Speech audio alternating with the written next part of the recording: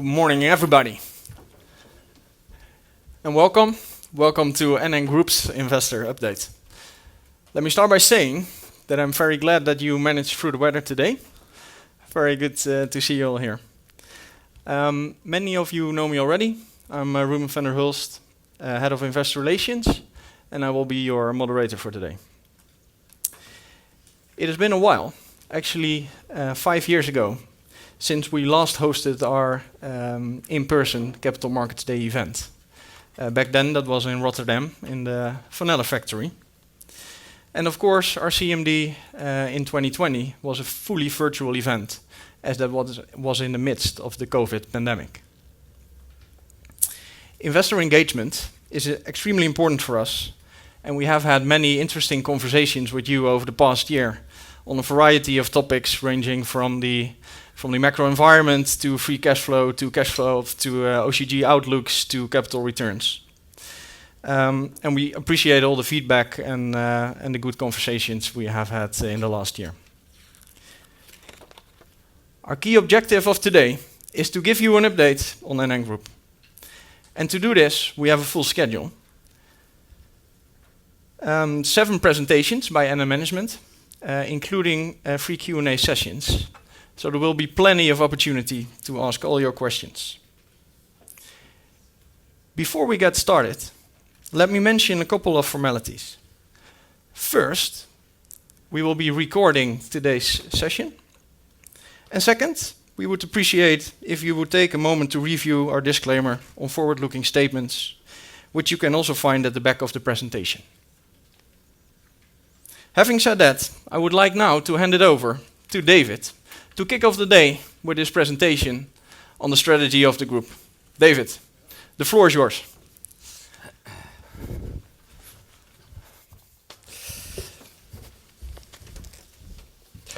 Yes, good morning. Did I scare you? Good morning, everyone, and also for me, a very warm welcome. Very happy to see you guys. I saw you guys all coming in, and it does feel like a long time, despite all the online meetings. So, what is always, of course, interesting also for us is to talk to all of you in between breaks and before and after, which is not possible in online meetings. So, really looking forward to this morning to catch up and also get your perspectives and views. So indeed, as Ruben was saying, 2 years ago we had our CMD, and we presented our strategy at that point in the middle of the global pandemic. And understandably, a lot of you had a lot of questions at that point because we came out with a target of 1.5 billion OCG, and our 2020 was below 1 billion. So we still had quite a step to go, and there was of course an unprecedented virus going around the world. So I remember us thinking, well, this is not an easy time to set targets in the middle of a COVID pandemic, and certainly at the beginning of the pandemic. Now, since then, we have seen that with a very strong balance sheet and a very resilient business model, we've proven that NN can weather such volatile conditions very well, while we continue to deliver on growth and attractive capital returns. And we've clearly overachieved our targets in these challenging times. Now, today's environment is obviously no less challenging. We have obviously the war ongoing in the Ukraine. I think most of you know we have 4 countries where we operate that are bordering to the Ukraine. So of course, there's an enormous amount of things happening there, and I must say I'm very proud of all the NN colleagues also, because the amount of refugees that come out of the Ukraine, that come into the Polish market, the Slovakia and the other markets. I'm very proud actually on how people are trying to help out in such a horrible war. Now, obviously, energy crisis driving up inflation. That is clearly now starting to impact the purchasing power of households, and we've seen, of course, an increase of rates and very volatile financial markets. So today, with the world probably at the brink of a recession, it's also not much easier to set long-term targets. At the same time, it is really not only doom and gloom when we look at what's happening with customers in our markets. Given the experience of the pandemic, but also everything we see happening around climate change, that customers are starting to feel, we see that customers now, more than ever, are actively looking to protect themselves, but also actively look to protect what they care about, what is around them. And that is a real opportunity for us as a company. So based on our strong balance sheet and our resilient business model, and further building on the strategy that we have set, we are announcing today our new financial targets and obviously also our new strategic targets around customer, people, and society. So the aim for today is to explain how we will deliver on these targets. But to be honest, more importantly, by the end of the morning, I hope you will not only share our conviction that we will deliver on these targets that we have set, but that you will also share our enthusiasm for NN as a company. So that brings me to today's key takeaways. So we've been successful in delivering on our strategy launched in 2020 and have therefore overachieved on our targets for 2023. Also, our strategic KPIs show real improvement. At the same time, we've laid a foundation for long-term sustainable growth by investing in our businesses and by strengthening our portfolio through acquisitions and divestments. And this has led not only to a stronger set of businesses, but also to a better diversified company. Now, following all these actions, and despite the challenging environment, we are well positioned to increase our OCG target to 1.8 billion from our target of 1.5 in 2023, and continuing to achieve a mid-single-digit OCG growth in the long term, also from the higher base of OCG at 2021. So despite having brought forward some of the OCG growth in the past 2 years. And by achieving a mid-single-digit growth of free cash flow. We also updated our strategic targets with new goals for 2025, with continued focus on customer, employees, climate action, and society. And finally, we will continue to be very disciplined in returning capital to you, our shareholders. So let's get started. So this is our NN Group's strategy. In the middle of the slide, you can read our ambition that we set in 2020. And our ambition was that in 5 to 10 years, we want to be an industry leader known for customer engagement, talented people, and contribution to society. And I would argue that these 3 elements are even more relevant today than they were in 2020 when we launched our strategy. Attracting and retaining talent to drive transformation in our business forward is even more urgent today, given the war on talent. Almost all markets where we operate in today have full employment, and many business leaders now cite this as their biggest challenge. So I'm glad that we already started with this in 2020. Playing an active role in society, in particularly meeting our net zero ambition, has again increased also in importance in the last few years. And finally, customers will always remain central to our business. The next slide shows the progress that we have made measures against our strategic targets for customer, employees, and society. We have seen underlying improvements in customer engagement. Strong improvement in our broker satisfaction scores, but we are not yet beating the competition in all of our markets. In the middle, you can see the good results on our targets for employee engagement and diversity. As I was saying, we operate in markets with full employment, and therefore it's crucial that we are an attractive employer for talent from all backgrounds, and that we keep our colleagues highly engaged. On the right-hand side, you can see that we have taken big steps in integrating ESG in our Scope 3 investments and working towards a net zero investment portfolio. It's still early days in terms of sustainable customer propositions, but our first offerings are doing well. Now, of course, most companies claim strong performance in these areas, so external recognition matters, and is the result also from investments from our side for many years now. On this slide, you can see some of the examples of the awards we have been receiving, such as a very recent award for a human capital planner, which supports our SME customers based on data analytics. Top right, you see the recognition as an employer, top employer for the 4th time in a row, as well as being an employer that supports diversity by being included in the Bloomberg Gender Equality Index. NN has been included in the Dow Jones Sustainability Index and the FTSE4Good Index since 2016. Most recently, we were ranked number 8 out of the 400 largest financials in the world by the World Benchmarking Alliance, which is something that we're also very proud of.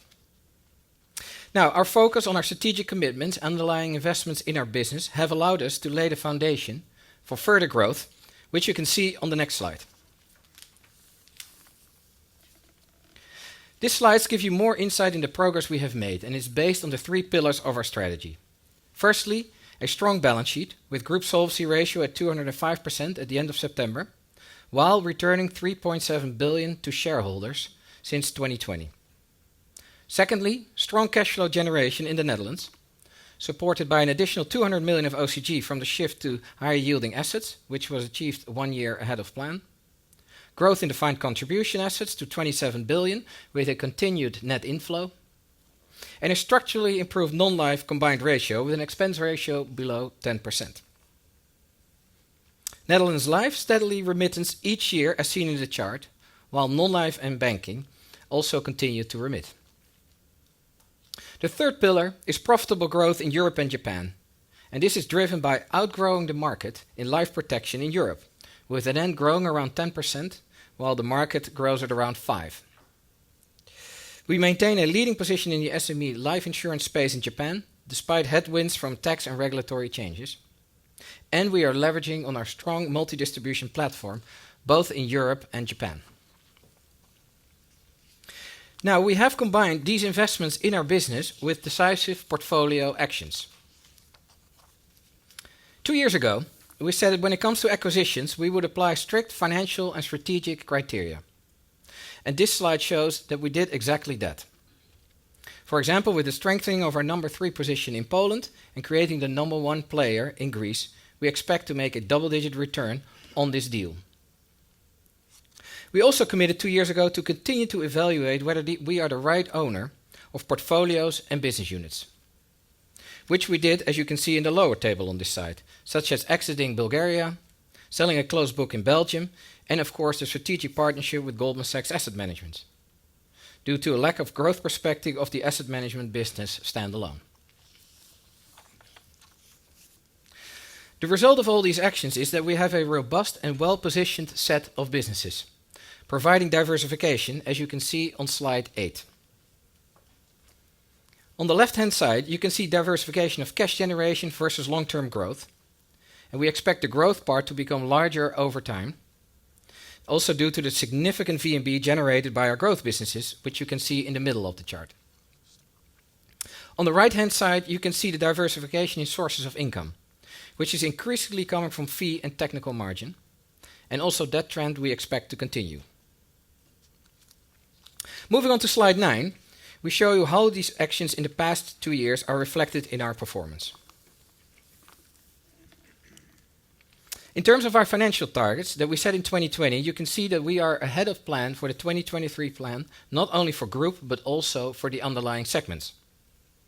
All individual business units have shown strong operational performance and have either already delivered or are on track to deliver.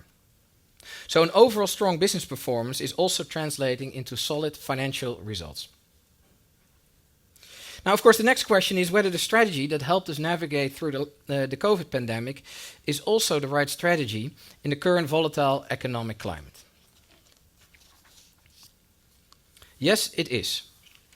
We are relatively insensitive to interest rates thanks to our strategy of closely matching assets and liability cash flows, an approach that has worked well for many years, and it means that we're economically well hedged. As you know, it does give some volatility on our Solvency II balance sheet, but these stock and flow items are manageable. As you will see in Bernard's presentation, increasing rates marginally support our ratio. Higher rates also mean we can reinvest at higher yields, and higher rates are positive for sales. Overall, therefore, higher rates are generally supportive for our business. As you know, inflation has significantly increased, impacting the purchasing power of our customers. With regard to our own financial exposure, we have largely hedged our inflation risk, and the impact of inflation on our expenses is manageable. On the DC side, the DC pension business is less sensitive to inflation risk. For the closed books, we will continue to be vigilant on running the expenses down in line with the runoff of the book. For the P&C business, the expected claim inflation can be largely offset by premium increases, and we have already taken action. In the disability business, we continue to update wage inflation assumptions. In Europe, too, premiums can be adjusted for inflation. However, we do expect some pressure on sales in the short term due to lower disposable incomes. Over time, the structural demand for protection products should mean a return to sales growth. In summary, increasing rates support our business and current inflation levels are manageable. Now, going forward, there's of course a lot more happening in the world. This slide shows our strategy aligns well with long-term market trends. One of the consequences of COVID is that it has an increased awareness for the need of protection, especially in markets where healthcare is less developed. We have built strong market positions in protection in the markets we operate. The shift to risks from individual households continues, with governments and employers not willing to take on the risk anymore. We offer life protection products and strong life cycle products in DC pensions to fill this gap. We believe that in order to remain relevant in the lives of customers, we need to continue to enhance customer engagement and offer them solutions that go beyond the financial services and meet their changing demands. An example of this is our Carefree Retirement platform. Clearly, investing in technology, in data, in engagement platforms remains crucial in our business. Finally, we see an increased demand for sustainable propositions, and we offer a range of products and services to meet this. In conclusion, this is the right strategy for NN Group going forward. So how does our strategy translate into concrete actions at the business unit level? Starting with the Dutch units on slide 12. We have a strong starting position. Also, after the ASR-Aegon combination, we remain number one in pensions with a 40% market share, number one in individual life, and number one in non-life. We continue to take actions to support our ongoing cash flow generation.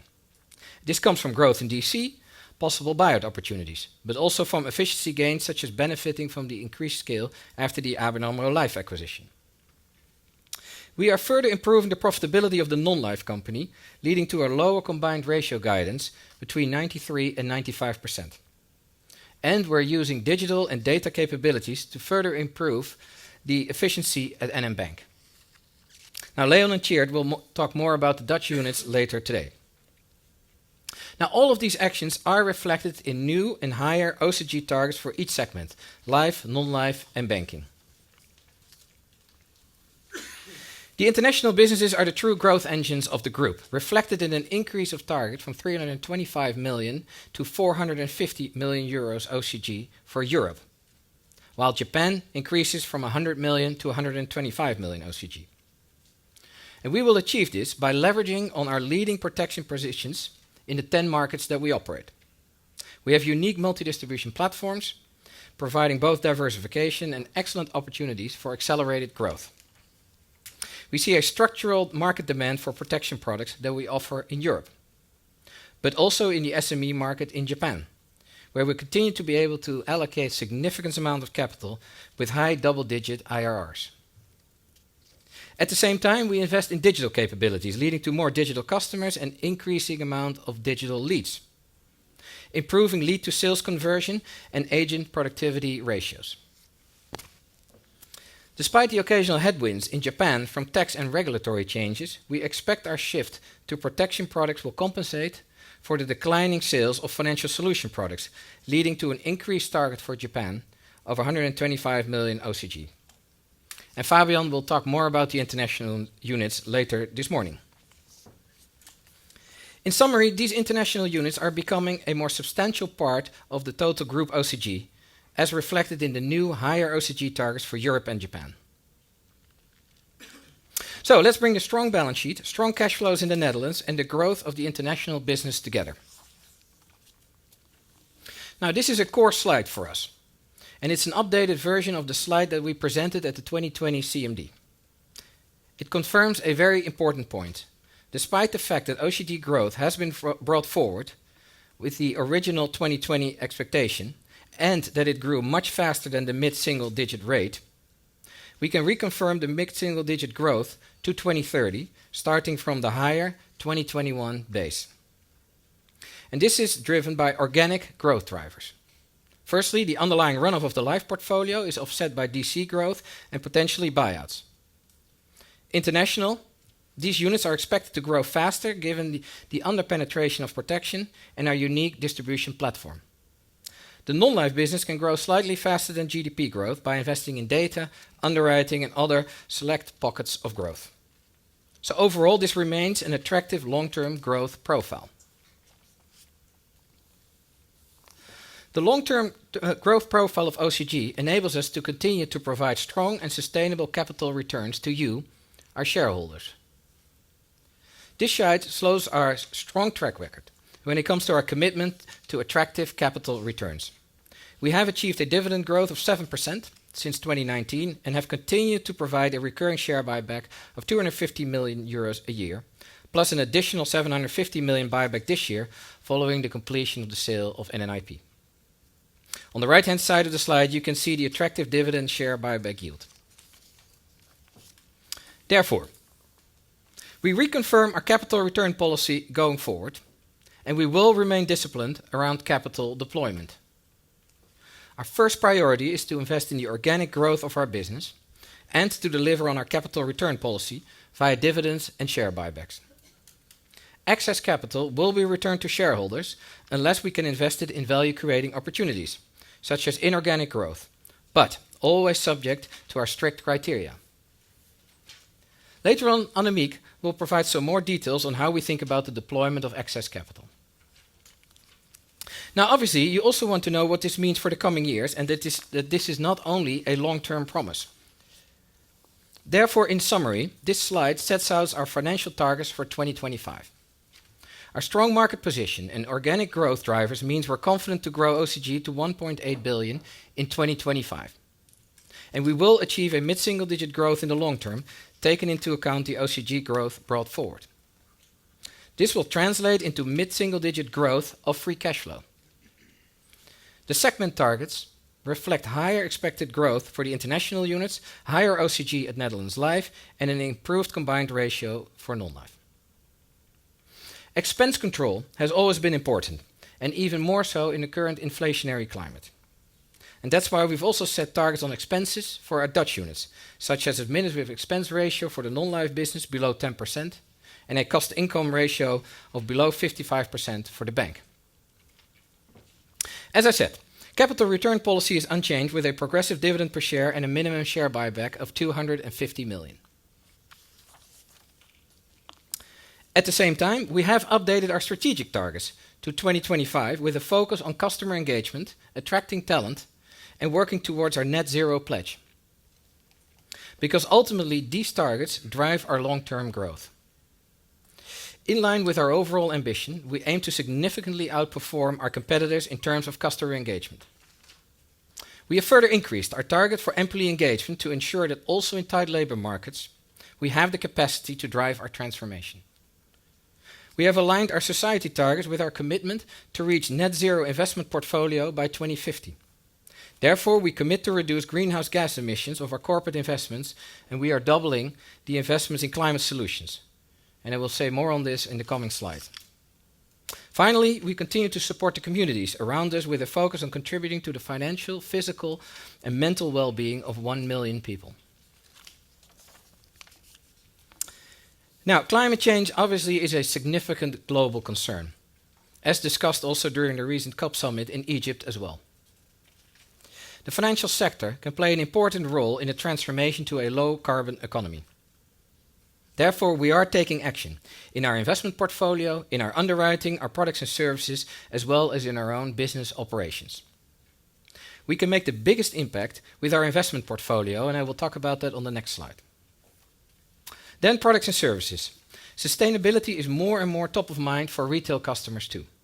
We want to help them by offering specific products, like coverage against severe weather events, or sustainable defined contribution life cycle pension products. We also have a sustainable mortgage label, Woonnu, which is aimed at supporting people to make their homes more energy efficient. On the insurance side, we joined the Net Zero Insurance Alliance, and we aim to transition our underwriting portfolio to net zero, while at the same time working with other insurance companies to develop metrics and set targets. And also our own footprint. Even though it's a small part of our total environmental impact, we aim to reduce the emissions from our own operations by 70% in 2030. Now, then to our proprietary investment portfolio. As an asset owner, we can make a real difference in helping companies to decarbonize. And our goal is to transition to proprietary investment portfolio to net zero carbon emissions by 2050. And we have set interim targets on this, reducing the carbon emission of our corporate investment portfolio by 25% in 2025 and 45% by 2030. We also aim to invest an additional 6 billion euros in climate solutions by 2030, more than doubling our current investment to 11 billion. These are investments in green bonds, renewable energy projects such as solar and wind farm, and energy-efficient real estate.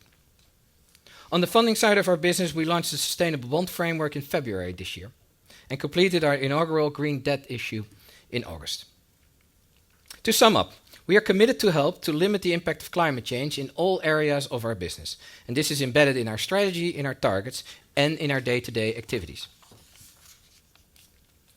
Now, if we bring this all together, the question, of course, is what does this mean for you as a shareholder? We are reconfirming our commitment to investors. And if I would sum this all up in one sentence, it means that we're committed to being a stable provider of attractive and growing capital returns in a currently volatile world. Which then brings me to the conclusion and the final slide. Today's key takeaways are: we have over-delivered on our targets up to 2023. We have laid the groundwork for future profitable growth. We have set ambitious strategic and financial targets for 2025. We can do this because NN has a resilient business model and a relatively low risk profile. And we're well positioned to weather volatility and to continue to grow OCG in the long term. And we remain committed to delivering attractive returns to shareholders. Now, with that, I would like to give the floor to Annemiek, who joined us this summer. And I'm also very happy that she joined us. So very happy to have you on board, Annemiek. And over to you. And I will see you later on the Q&A. Thank you, David. So, good morning to all of you. It's nice to meet you in person again, as it has been a while. And it's actually the first time since I became CFO of NN about 4 months ago.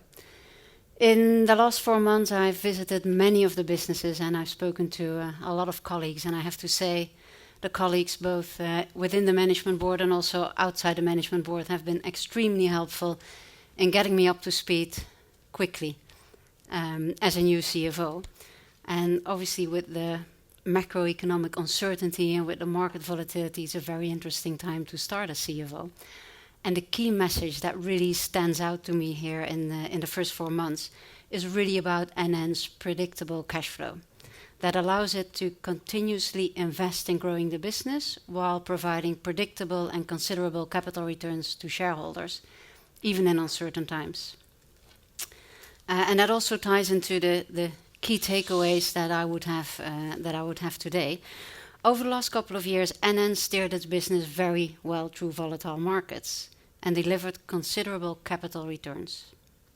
We're confident that we will continue to do so, and we have increased our OCG target of 1.5 billion in 23 to 1.8 billion in 25.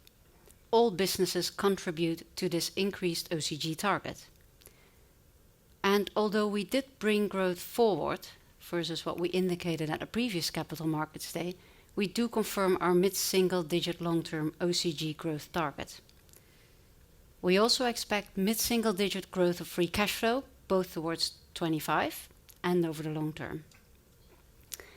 Based on this free cash flow growth and our resilient balance sheet, we confirm our current capital return policy consisting of a progressive dividend per share and a buyback of at least 250 million. And has done historically, if we have excess capital, we will either invest it in value-creating opportunities or we will return it to shareholders. Let's take a step back and look at the financial development since the last Capital Markets Day. Since 2019, we generated 4 billion of OCG, and returned 55 percentage points of solvency to shareholders. And generated 55% solvency points in OCG.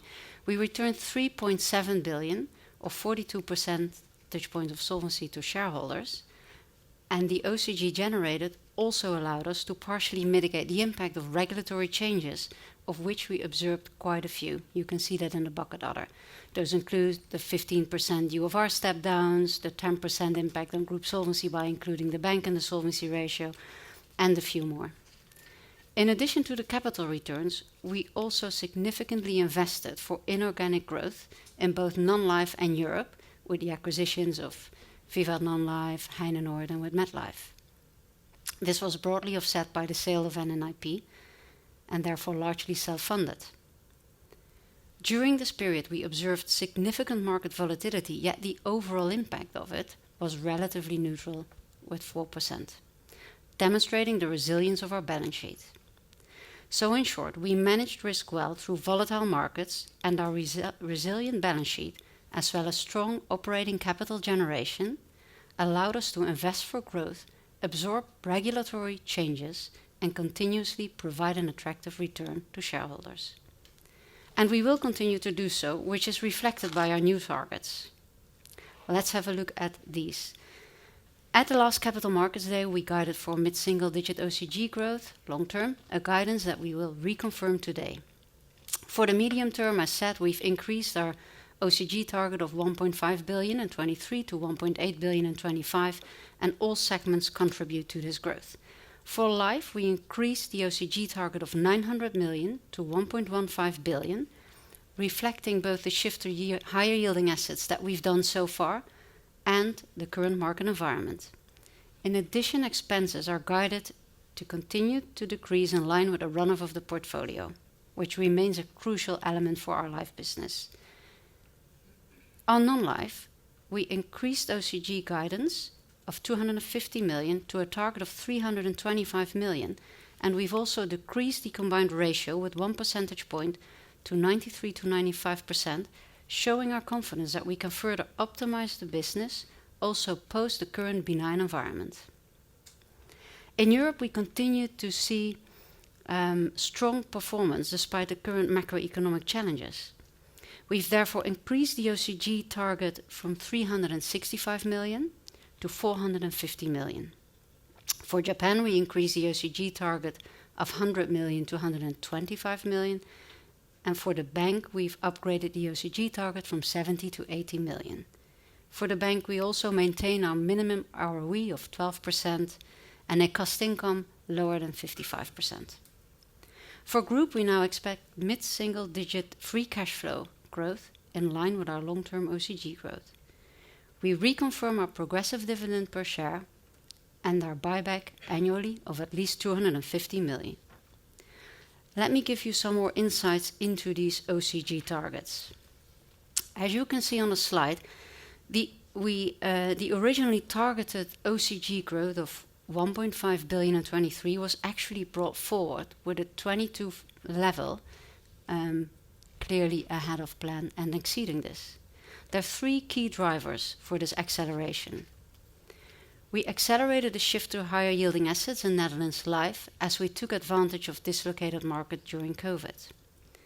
We also saw very strong business performance, mainly reflecting the non-life transformation and the current benign claims environment in the Netherlands, as well as a profitable growth in Insurance Europe, which is all reflected in the business improvement bucket. And we saw market impacts, clearly visible in 22. Whilst we do not expect this acceleration of OCG to continue with the same trend, we do expect to be able to continue to grow OCG mid-single digit from the reported 21 levels onwards. For illustrative purposes, we've also updated the chart that we show on the previous Capital Markets Day, which indicates the expected longer-term OCG evolution.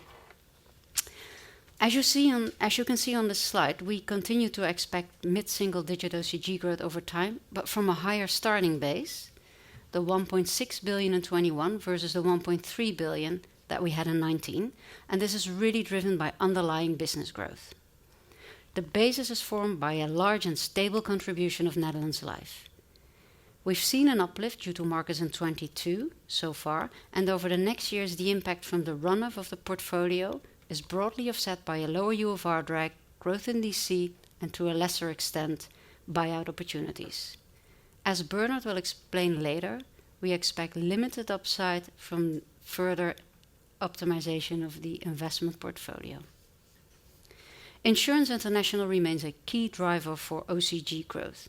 In Europe, continued profitable new business sales in growing markets will continue to increase OCG, while in Japan we focus on long-term modest growth by a shift to protection. For non-life, further improvement of the combined ratio and growing fee business contribute to a long-term gradual increase of OCG. The bank will first have to recoup the OCG decrease experienced in 22, driven by lower income and a higher RWA, but the expected net interest margin expansion and moderate portfolio growth is expected to lead to modest growth from 21 levels over time. We expect the increased contribution from the segments to more than compensate some increased holding expenses, which largely relate to higher debt servicing costs due to interest rate rises. Now let's move from a long-term growth perspective to the key drivers of our OCG target in 25.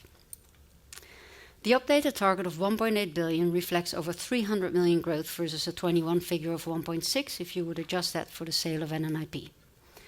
It reflects overall moderate growth from current levels, as the market-related uplift has already largely materialized in 22, which is reflected in the second bucket on the slide. This is mainly why we expect the life contribution to be relatively stable from current levels. It increased materially since 21, mainly driven by higher interest rates, so a lower UFR drag and an increased investment portfolio, and an increased investment return, which was also based on the shift to higher yielding assets. Going forward, we expect limited further upside here, as I indicated before. For Europe, we do expect strong OCG growth to continue, also towards 25, as new business feeds into OCG and a contribution from MetLife, Poland and Greece expenses. This is reflected in the second bucket, and also the reason why we increased the third bucket, and also the reason why we increased the target of Poland of international from 365 to 450 million. Now, although we do expect both non-life and the bank to further improve their underlying business performance, you don't see any clear contribution of them to the 1.8 billion growth target in 25. Non-life reported very strong full year 21 results, benefiting from a very benign claims environment and strong market sentiment in both P&C and D&A. Over time, we would expect some normalization here of claims and also of that market environment, but we do expect to compensate that by a further improvement by further underwriting improvements and also by the growth in the fee business.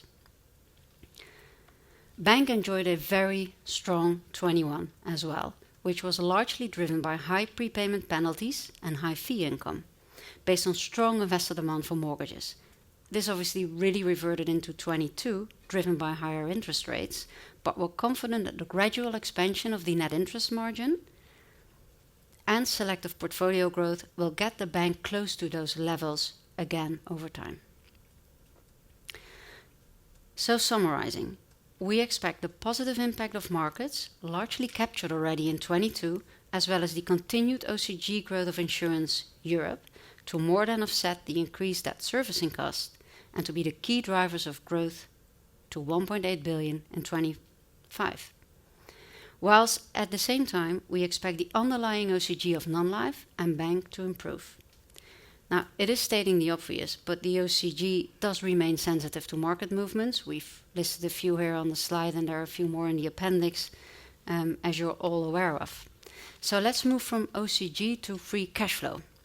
Main message here is that we expect free cash flow to grow mid-single digit. This is based on a normalized 2001 level, adjusted for items such as the sale of asset management, which is now completely out, as well as a higher catch-up dividend from the bank following a COVID dividend ban earlier.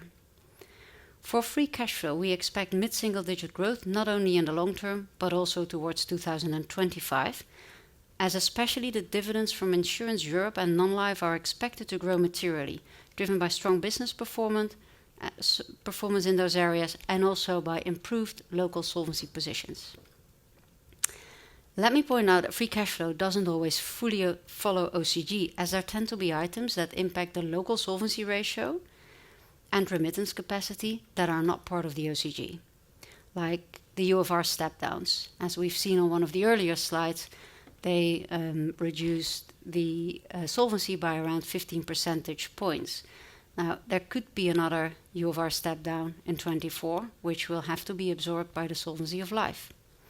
For the bank, we have now been imposed a counter-cyclical buffer of 2%, which we will need to grow into in 23 and 24, which is also not captured by the OCG figure. And for the international business, we see local restrictions on dividend. They're typically based on US GAAP, which is the basis for OCG, leading to partially non-available own funds and impacting remittances. However, the remittances are expected to grow over time as OCG growth also grows over time based on local GAAP profits. Having said that, we do expect free cash flow to grow long-term in line with our OCG growth. Few words on our balance sheet. Our balance sheet is strong and it offers sufficient financial flexibility. Our group solvency position ended at 205% in September, and all business units are well capitalized. With a Tier 1 headroom of 1.2 billion, Tier 2 of 900 million, we continue to have ample flexibility. We also have a robust liquidity framework in place, both at entity level and at group level. This consists of immediately available cash, repos, committed repos, and a revolving credit facility at group. Zooming into leverage on the next slide, I would say the key takeaway being here that we're comfortable with our current leverage position. We've historically had low financial leverage, and we continue to have a well-balanced maturity profile and strong debt servicing capacity, driven by our strong free cash flow generation. Our credit ratings are well in line with a single A rating target, and we successfully replaced an old 9% coupon Delta Lloyd legacy bond in August. Now, the strength of our balance sheet and leverage position are important drivers for our capital framework, as is shown on the next slide. As you know, NN has a 3-pillar framework that looks at solvency, cash capital, and financial leverage. We've added a solvency ladder as an indication on how we look at the solvency pillar within this capital framework. Obviously, it's not mechanical. It will take on board macroeconomic outlook, OCG expectations, and upcoming regulatory and model and assumption changes. We've defined a comfort level between 150% and 200% of solvency, and within this level, we expect to pay a progressive dividend per share and a regular buyback of up to 250 million. If the solvency ratio is sustainably above the 200%, this will provide opportunity for additional capital returns. For the operating segments, we keep capitalization at a level to be commercially successful. Any surplus capital is upstreamed to the holding. For Netherlands Life, though, we continue to manage the business on sustainable and stable remittances and on maintaining a strong solvency level. This is key to the predictability of our capital return. The second pillar, cash capital at holding, enables us to have cash available to cover stress events in the operating segments, as well as to cover holding expenses for 1 year. The third pillar relates to financial leverage, where we aim to maintain a level consistent with our single A financial strength credit rating. We manage our capital in a holistic way, looking at these 3 parts in conjunction that are closely linked, with the aim of providing attractive and predictable returns, even in these volatile markets.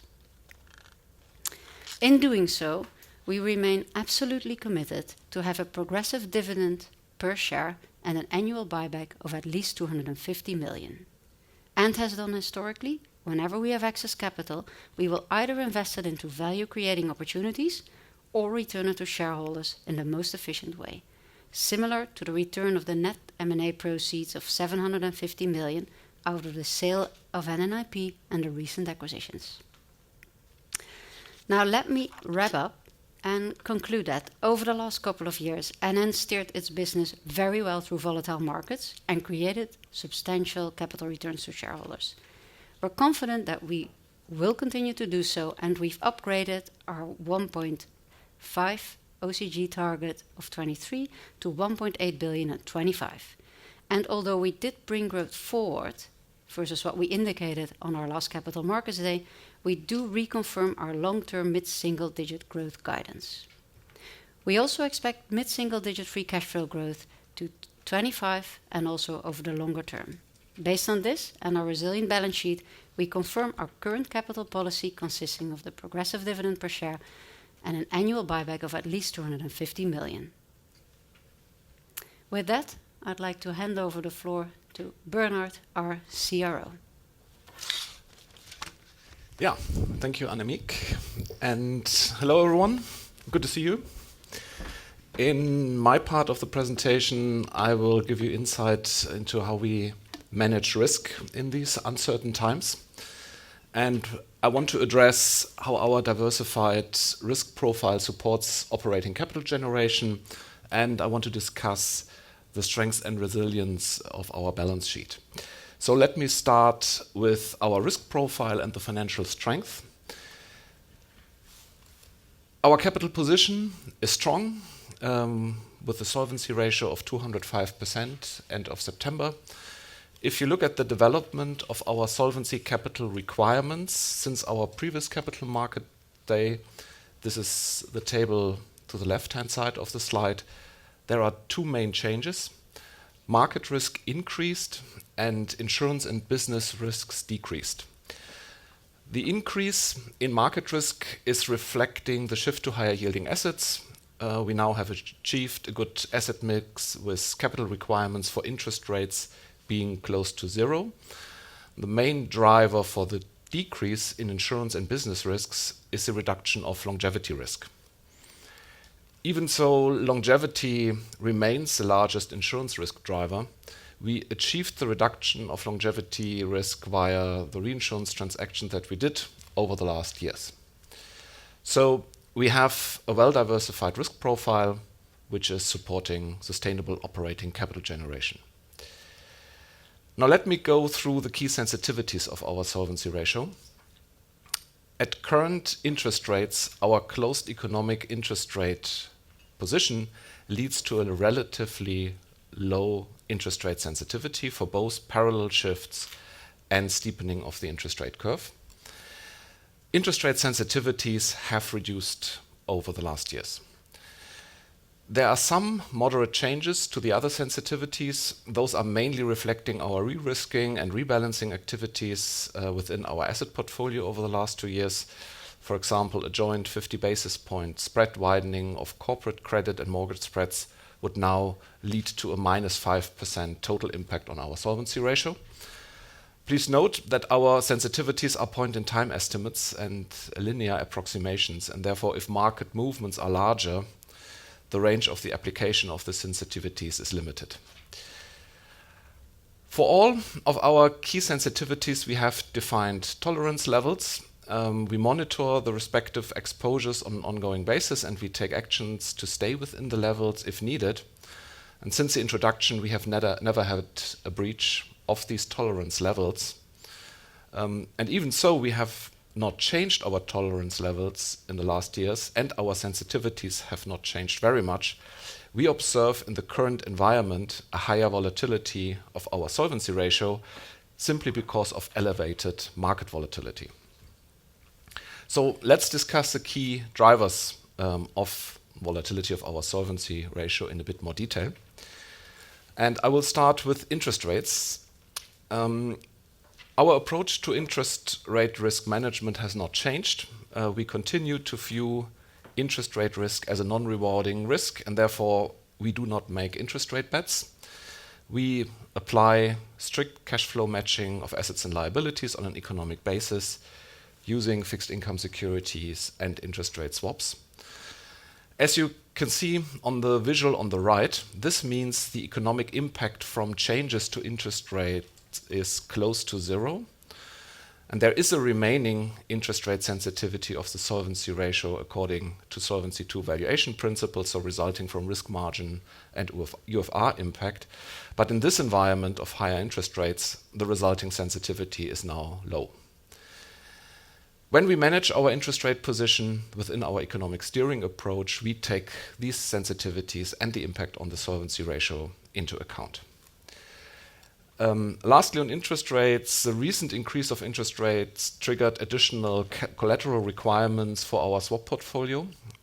We actively manage the liquidity requirements for required collateral, and our conservative balance sheet is very liquid, and we have prudent liquidity policies in place on group and on legal entity level. So this consists of immediately available cash on legal entity and on group level, but also committed repo facilities and a revolving credit facility at group. So with this, we feel very comfortable with our current liquidity position. Another driver of volatility of our solvency in this year were mortgage spreads. As you can see from the chart on the left, mortgage spreads this year were exceptionally volatile.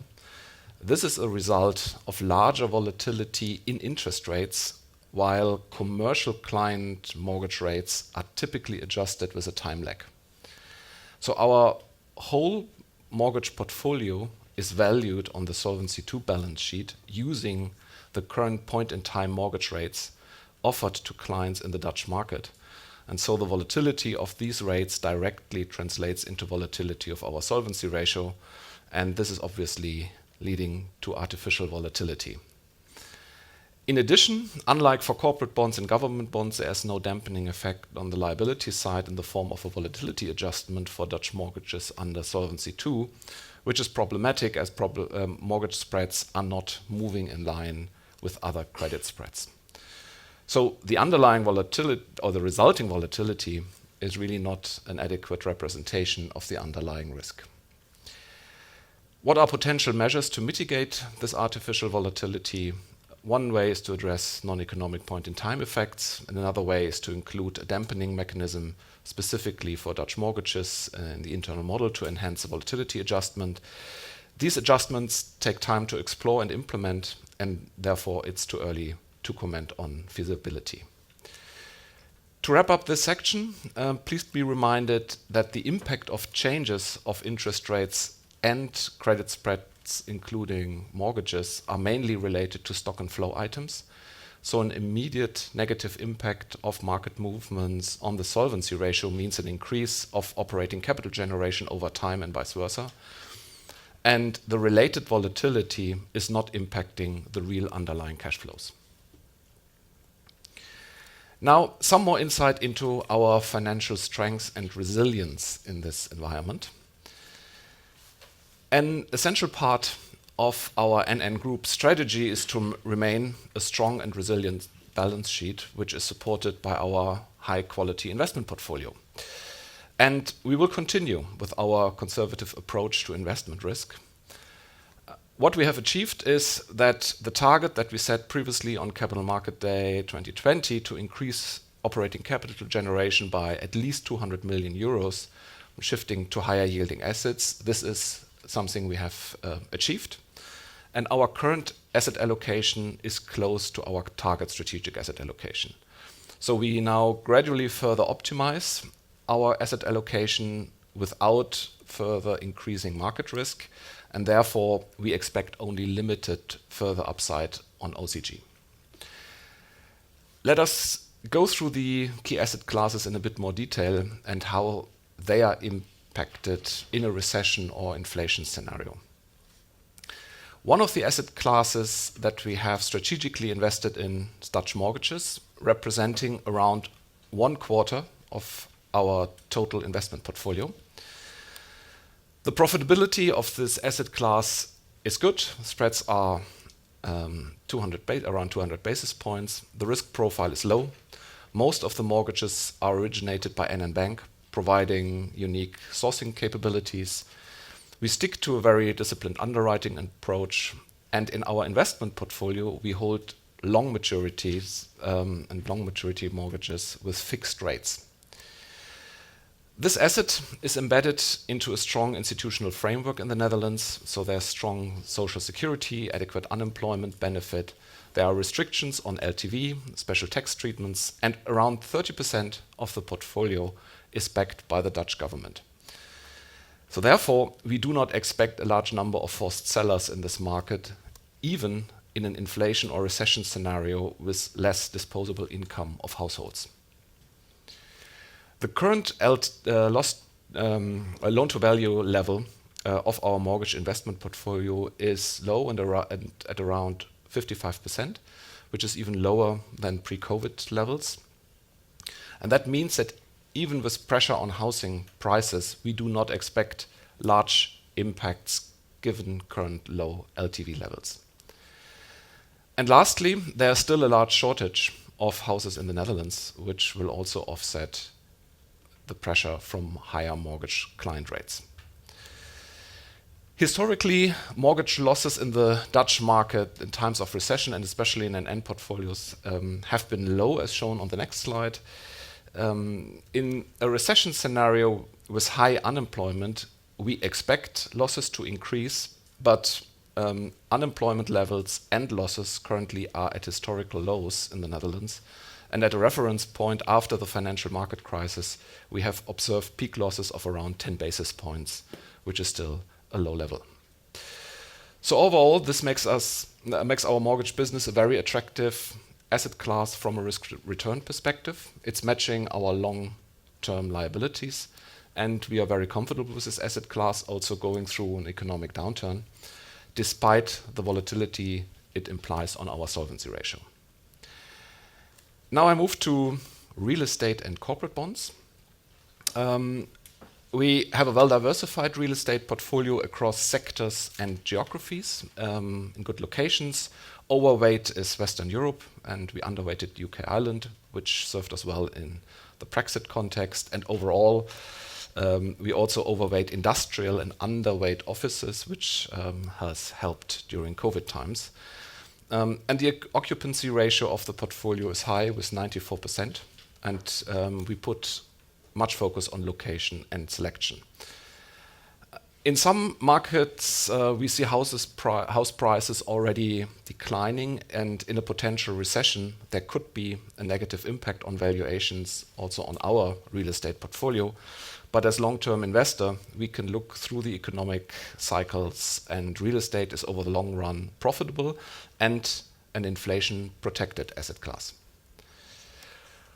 For corporate bonds, first thing to note is that our exposure is small, representing only 60% of our total investment portfolio.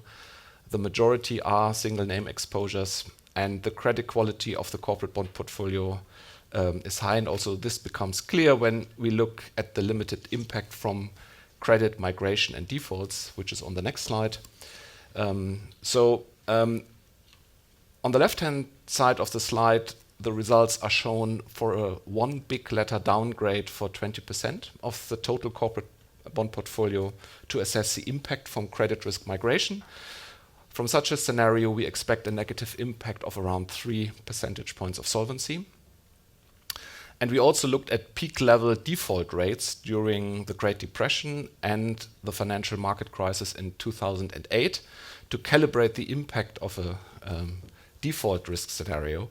And you can see that the impact in both scenarios on the Solvency II ratio would be in the order of a few percentage points, representing our very good underlying credit quality of the portfolio. So now, how are we doing in the current economic environment? So far, the impact from inflation and the economic headwind has been limited. For Netherlands Life, the majority of liabilities are not sensitive to inflation. For Netherlands Non-Life, the impact so far is also low, which Tjeerd will cover in more detail later. And the impact of market value changes on our risky assets, on our solvency, has also been limited. So we've done remarkably well in this current turbulent environment. And even in a more adverse economic environment, we are well positioned to weather the storm. As just explained, potential impact from defaults, credit risk is rather limited, and in general, inflation, higher real rates are good for savings products and life insurance, and also to reinvest at higher rates. To close this section, a few words on the regulatory environment. We still assess the impact from the Solvency II 2020 review to be digestible. Implementation of the new regulation is not expected before 2025. Regarding IFRS 17, we expect no additional constraints on remittances, capital management, or solvency, and our strategy and business model is unaffected, but more on this also later in the IFRS 17 presentation. For NN Bank, the regulation introduced now the phasing in of a counter-cyclical buffer. For NN Bank, it's also relevant for 2023 and 2024, which will increase SCR, and therefore also has a negative impact on the group solvency ratio. On ESG, we are implementing the various regulatory requirements and embed those, be it internal, according to our strategy and goals, but also the external requirements in our risk management processes. And we continue to have a regular dialogue and discussion with supervisors and regulators on various topics. So to summarize, we have over the last years successfully implemented our strategy and improved the risk profile, which is well diversified and supports sustainable operating capital generation. Obviously, we cannot fully mitigate solvency ratio volatility, especially not in these markets. But most of the volatility goes back to stock and flow items and does not impact the real cash flows. And we have a strong and resilient balance sheet, supported by our high-quality investment portfolio with low credit risk, and we are well positioned to weather even more severe economic scenarios. With this, I will hand over back to Ruben and for the Q&A. Yes, thank you, Bernhard. So now it's time to move to the first Q&A session. A lot of hands I see, so that's a good sign. After the session of Bernhard and the update of the strategy and our targets. So I'm inviting David and Annemiek on stage as well. Maybe before we start on a practical note, so please raise your hand. So that part is already covered, so that's very good. So thanks all. Enough excitement here. Then please wait till there's a microphone. We have two in the here so that everyone can hear the question. And then I would also like to ask you whether you can state your name and the company. And please limit your questions to two, and then we can do a second round if required later. One thing I need to stress is that at 10 o'clock there's going to be a fire alarm. So we might be in the middle of the Q&A, so just good for you to be aware that that might happen. And then we will briefly pause the Q&A for a minute. Then, time to go to the Q&A. So thanks, guys. Good luck. Maybe we can start on the right with Ashik. Please go ahead, Ashik. Thank you, Ashik Masadi from Morgan Stanley, and good morning, everyone. Just a couple of questions. So first of all, would like to get a bit more color as to what is the definition of sustainable when you think about this above 200% solvency and like higher dividend. You want your solvency to be sustainably above 200% to think about extra buybacks. So how do we think about that definition of sustainable, especially in light of presentation by Bernhard that market risk is not really a big thing? I mean, whichever way you look at it, it doesn't look like your solvency will move around a lot, given the diversification of the book. The second thing is, if I remember correctly, in past there is always a view that free cash flow and OCG would more or less be similar over time. Are we trying to say that now going forward there will always be a gap between the two because OCG is moving mid-single digit, free cash flow is moving mid-single digit, but with a lag of 300 million, which is 20% gap. So is that gap going to stay in the near future? Thank you. Yeah, thank you, Ashik. Annemiek? Yeah, I think they're both mine. Your question on sustainability, sustainably above the 200. What we mean by that is that based on the forecasts that we have at that point in time, which take on board the macroeconomic situation, the OCG outlook, upcoming model and assumption or regulatory changes, we feel that we're sustainably above that 200% level. Your question related to OCG versus free cash flow. As I already said in my presentation, there are some items that are actually not captured within the OCG that do impact the free cash flow. I've mentioned the UFR step downs. There could be another one which will have to be absorbed by life, which is not in the OCG, but is actually reflected in the free cash flow. Same goes for the bank, where we have to absorb for the counter-cyclical buffer. That would roughly be, it's divided over 2 years, but in total could be 3% on group solvency ratio. And then for the international business, the actual remittances are defined on local GAAP. And we typically have some non-available own funds there. As a rule of thumb, you could maybe think about 1 percentage points of solvency over the year. So there are always some items that are just not in there. Sorry, just one clarification on this. So if I understand, the bank mortgage thing and the UFR thing is a drag on OCG, but why would it be a drag on free cash flow? Because, if you increase the capital requirement for bank, your OCG comes down, but probably, so that should actually mean that free cash flow should be even higher than OCG, if I understood correctly. No, that's not the case for the bank. And also what we've seen in the UFR step downs for life, they will have to absorb that within their solvency ratio, and it is not part of the OCG. So in total, that is a difference between the actual capital generation that we see and the OCG. So it is not fully aligned. But the growth trend will be similar. All right, next question, Cor. Please go ahead. Good morning, Cor Kluis, ABN AMRO ODDO. Thanks for the presentation. 2 questions. First of all, on re-risking. You made during the last Capital Markets Day, of course, clear that you had 200 million OCG by re-risking or optimizing. I think if you look to your balance sheet versus peers, it's still clearly less risk than at others. 2% equities, I think it's one of the lowest around, at least in Europe. Why not re-risk more? Stock markets are down 20-30%. In the past, you had some nice timings during COVID, sometimes to buy some equities. You don't do it now. Is there a signal, or is there something about solvency, or what's the view, or do you have a quite pessimistic view on the world the next 3 years? But normally you buy in times of crisis, and I think somebody in the US bought 60 billion the last 9 months, who's not generally good in timing. But why not re-risk, and especially in the current environment with low stock markets and nice credit spreads? And second question is Japan Life. Of course, you can never say what you're going to do with it, but there I think there's around quite some ineligible capital, there's quite some excess capital there, which you cannot touch.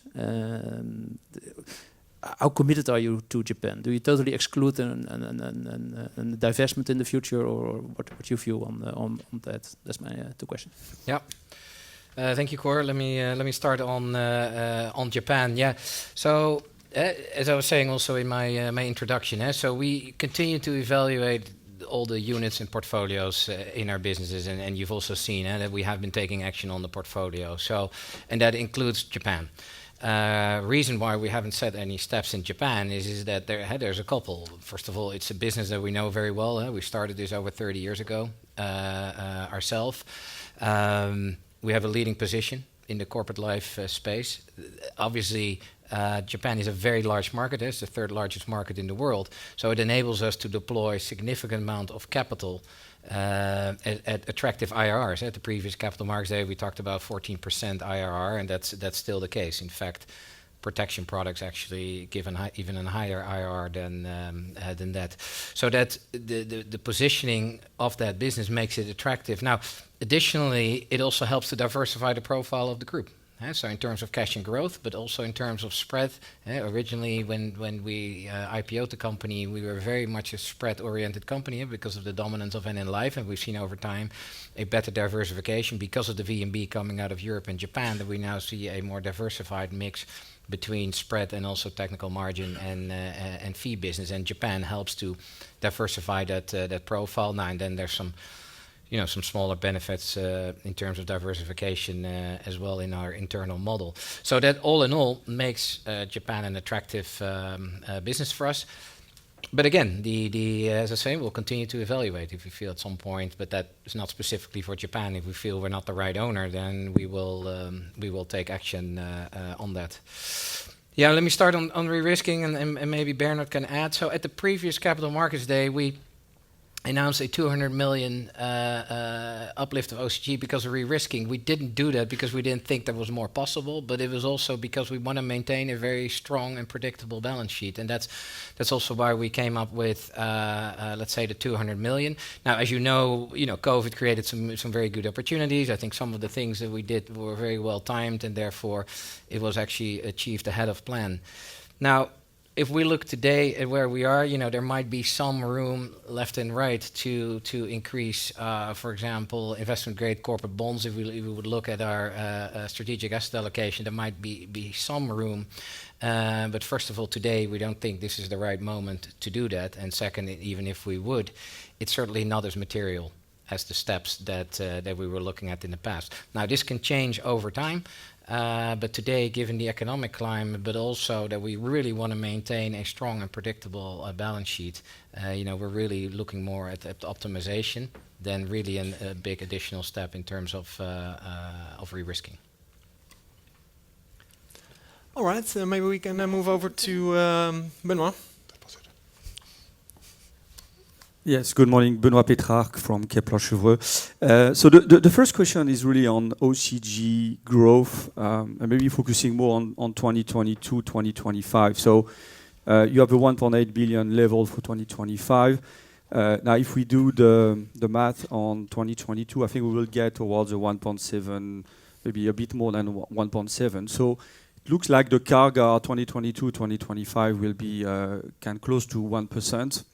So I wanted to get your view on, the kind of growth for the coming 3 years, basically, what you expect. Is that a realistic level, or that's just a very cautious growth outlook for NN?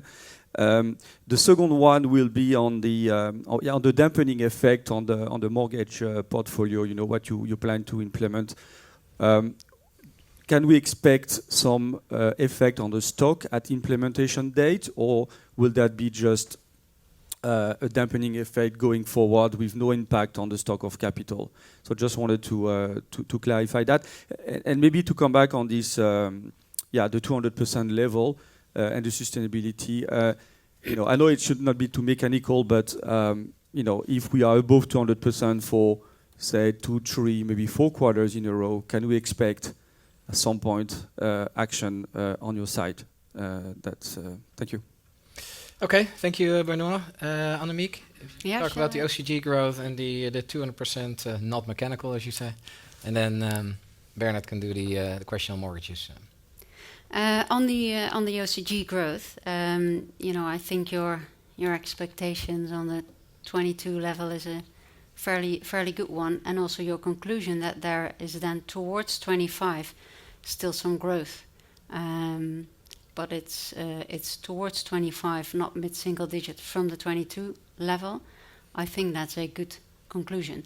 And it's based on a couple of items. I think life is fairly stable. What we've seen versus the last Capital Markets Day, we actually brought part of that growth forward by the re-risking. And we still have the benefit, if the book runs off, that we have a lower UFR drag, but the UFR impact has just become less than what it was in 2020. So that's more or less stable, where we compensate the runoff of the book still by lower impact of the UFR and also by a bit of the increase in the DC proposition. So that's stable. Europe is expected to grow, and if you think about it, 22 expected versus 25 level, that growth is also really coming from the European business. We see some impact there from the rising interest rates on our own debt cost that you would have to mitigate for. And then for non-life and for bank, we've indicated that 2021 were very good years there. On non-life, we still had COVID frequency benefits in there.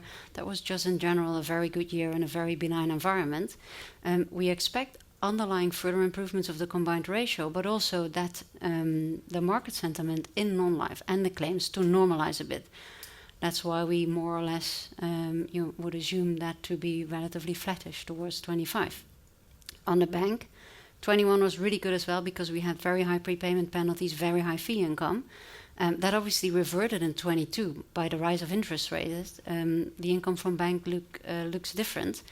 But we do expect that the expanding net interest margin will recoup that. So underlying there will be improvement for non-life and for bank, but in the actual growth 22 to 25, we don't expect a material impact from that. Your question as to the sustainability, if we would be several quarters above the 200 percentage points of solvency ratio and we would have a good outlook, I would qualify that as sustainable.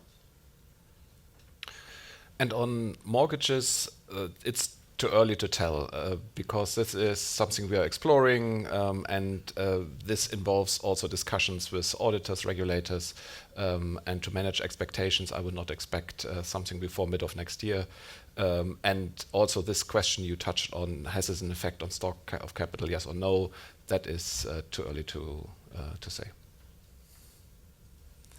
All right, maybe move one gentleman to the right of Benoit. Great, thank you. Andrew Baker from Citi. I guess the first one just on the OCG walk on, I think it was B7. Just to clarify, I think it's as of the half of June 30th markets, you'd indicated at half year you're expecting 150 million benefit in the second half this year. I know that's come down probably to 100 or so, but is that number in the 1.8, or is the 1.8 actually 1.9 if you were looking at markets today, if that makes sense?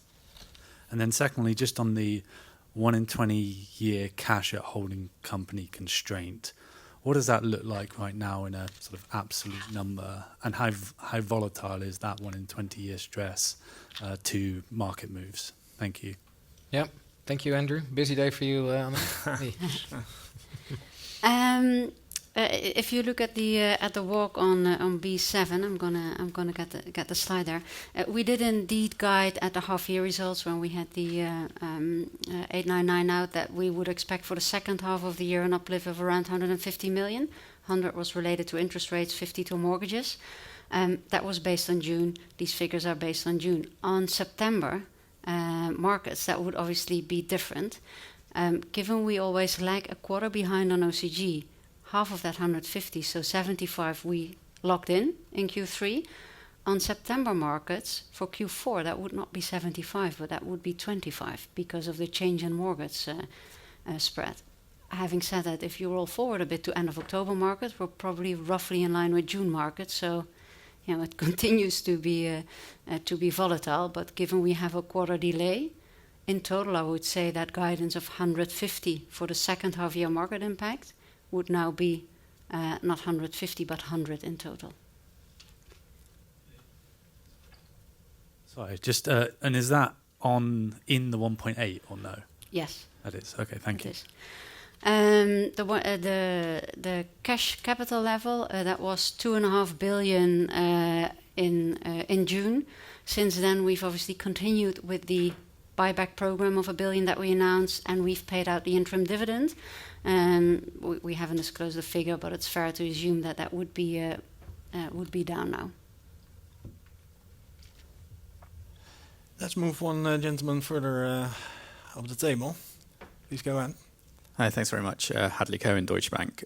Just an extension from Andrew's question, which I'm not sure was necessarily answered, but the target range for the holdco cash has changed, and you've effectively removed the 0.5 to 1.5 with the 1 in 20.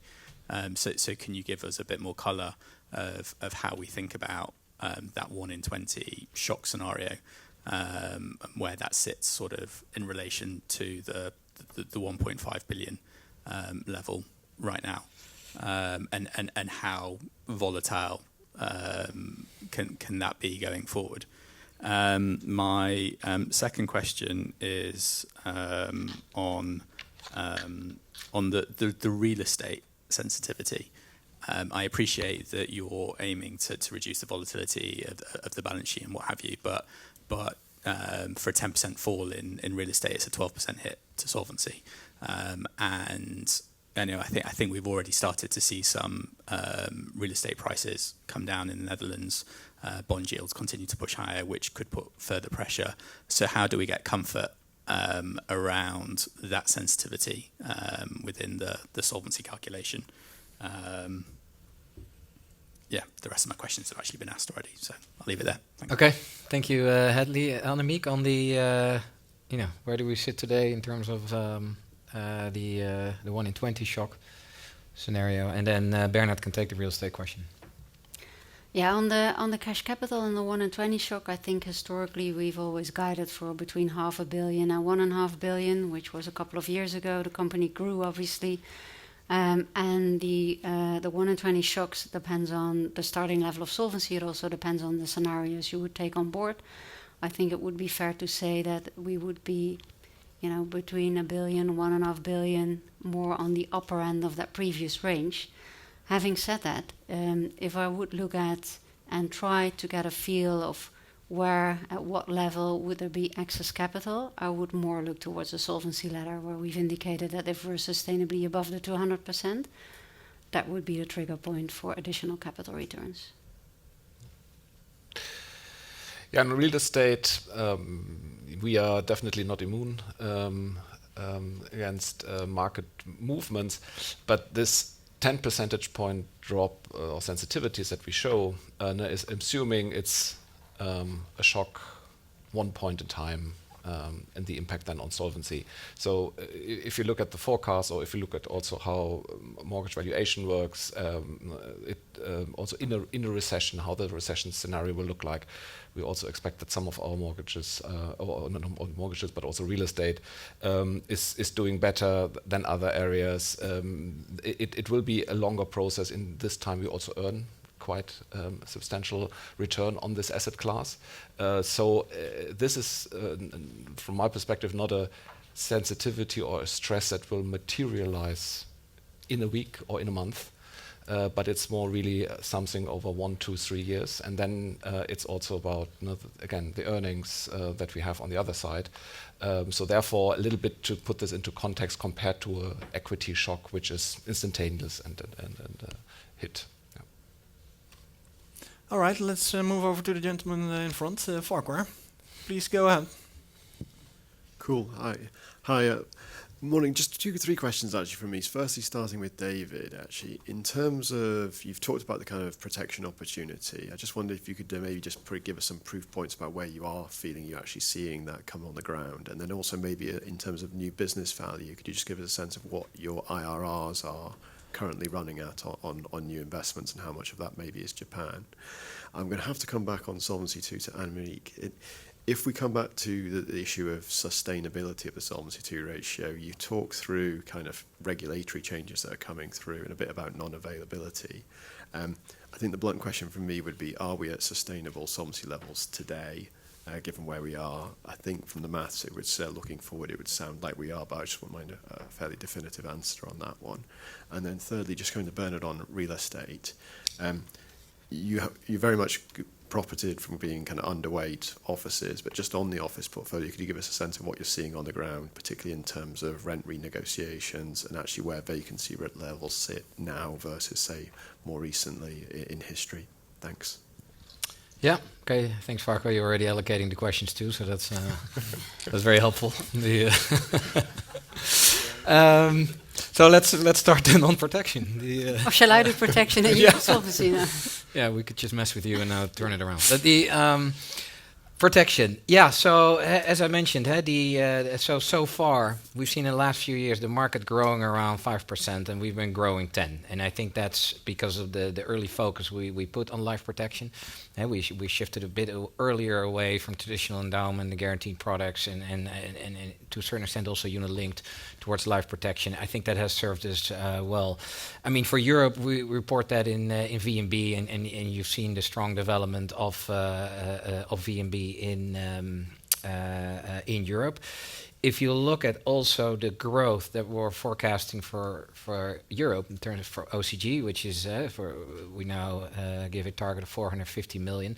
There's a bit of help of rates, but a lot of it is driven by new business contribution. If you would break down the growth in OCG, new business contribution is a very important contributor.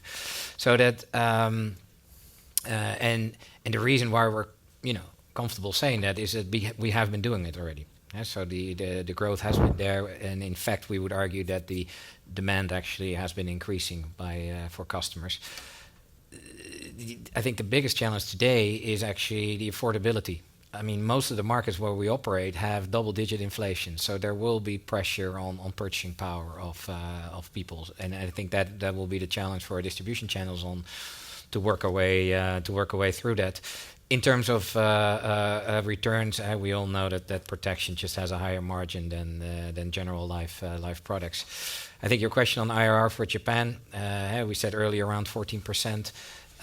In Japan, we are shifting the mix. I mean, if you make it very simple, we have two types of products that we sell, which is a protection product and then more of a hybrid product that also has a savings element in there.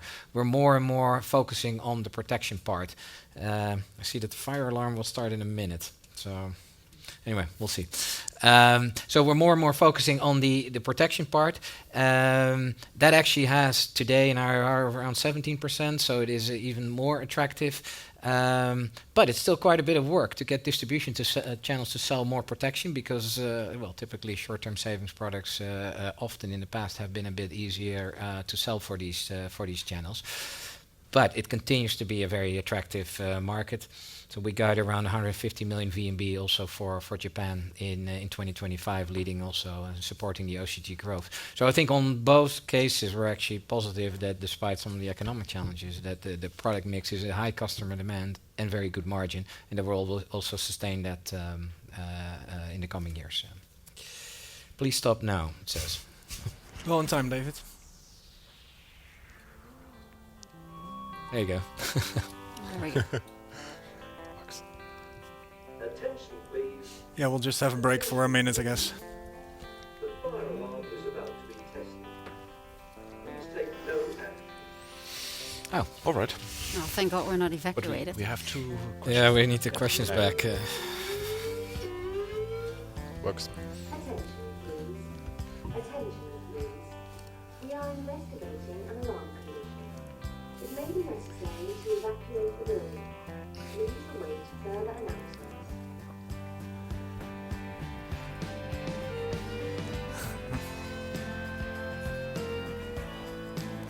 It's very modest.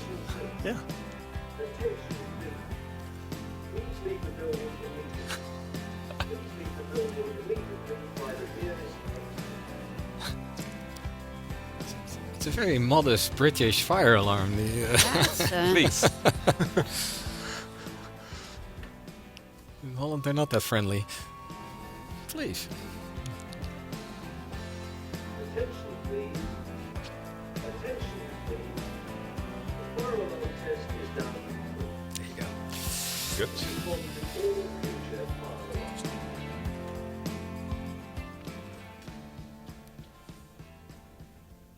Yeah, we're just waiting for everybody to get back online now. Yeah.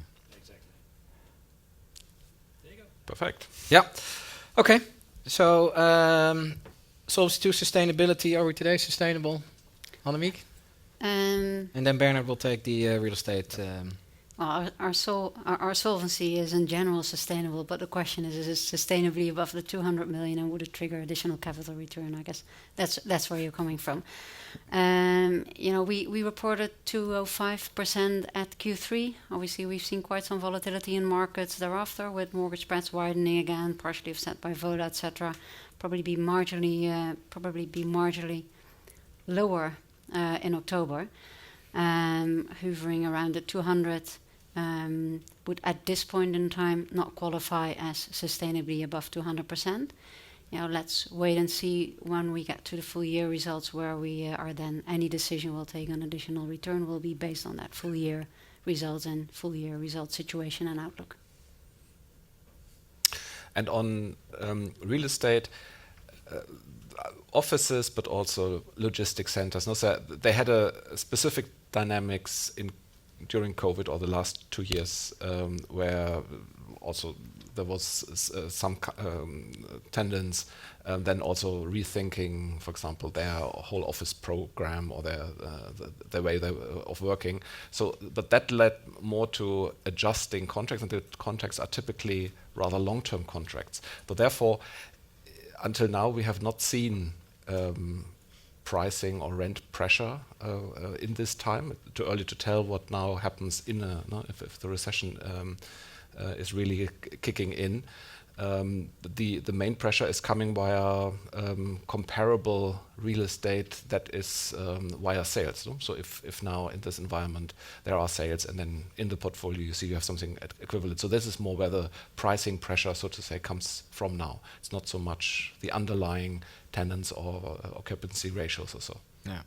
Yeah, I think it's fair. I mean, if you look at our real estate portfolio, it's very well diversified, and I think we spoke about it across sectors and geographies, and I think that will definitely help. At the same time, nobody can argue that you're immune if markets really come down significantly. But I would say so far so good. Huh? All right, then let's move over to Farouk. Yeah. Thank you. Please go ahead. Hi, thanks very much. Farouk Kenny from JP Morgan. Just want to come back on your capital targets overall. I mean, in the past, you've really focused on the cash target. I just want to understand why you've shifted to above 200, because you're saying you're going to do a buyback above 150. You're clearly comfortable with giving capital back to the markets.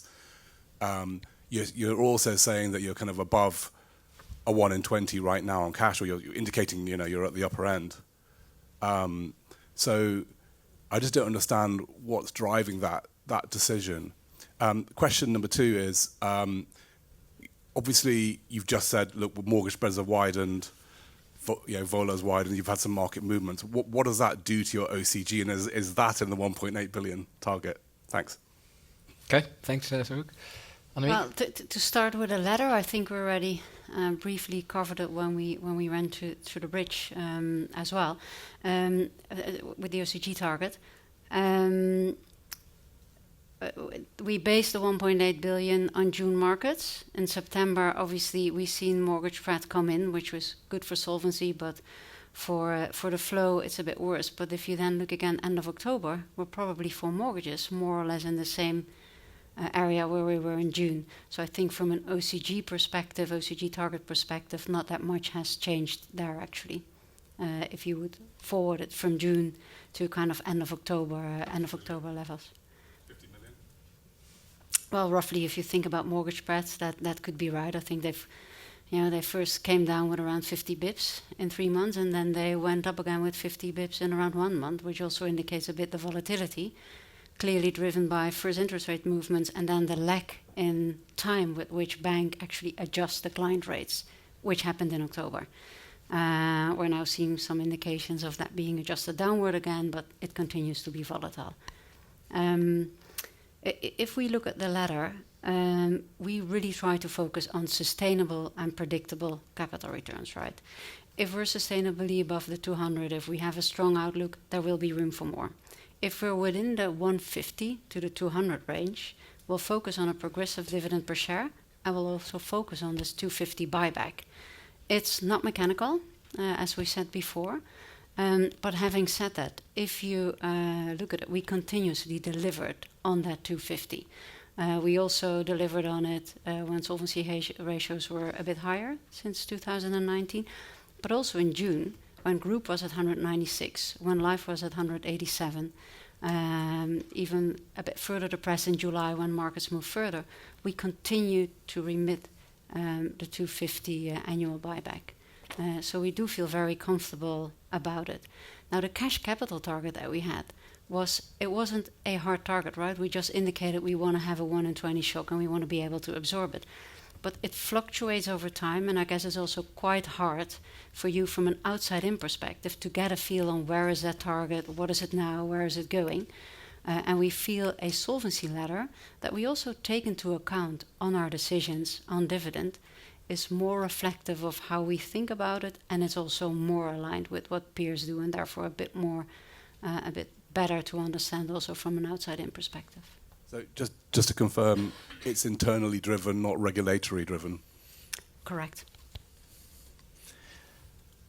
Michael, let's move to the gentleman in front. Please wait for the microphone. Thank you. Yep. Other side, yeah. Please go on. Thank you so much. I had 3 questions. I'm sorry.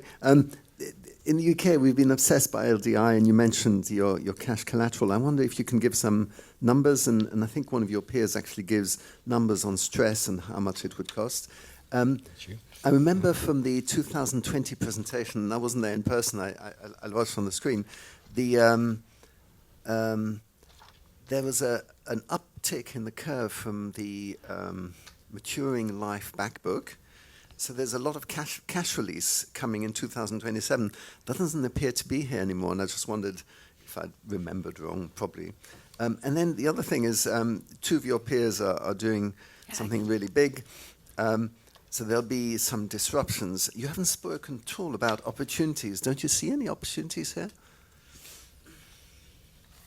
Okay, thanks, Michael. I think Bernard can take the cash collateral. Uptick of the curve, I'll try to answer that, but I'm not sure I understand your question. I can do that. Yeah. And then, peers, no opportunities. Well, then I didn't do a good job in explaining that we see a lot of opportunities. So when we talk in the European business, obviously in the Japanese business, we spoke about the growth in protection that we see, but also in the Dutch market. And later today or this morning, Leon and Tjeerd will speak around that. I think we lowered our guidance for the non-life business, 93 to 95. We also see some pockets of growth. For example, in the direct business on the non-life side. DC, obviously, and we'll talk about it after the Q&A.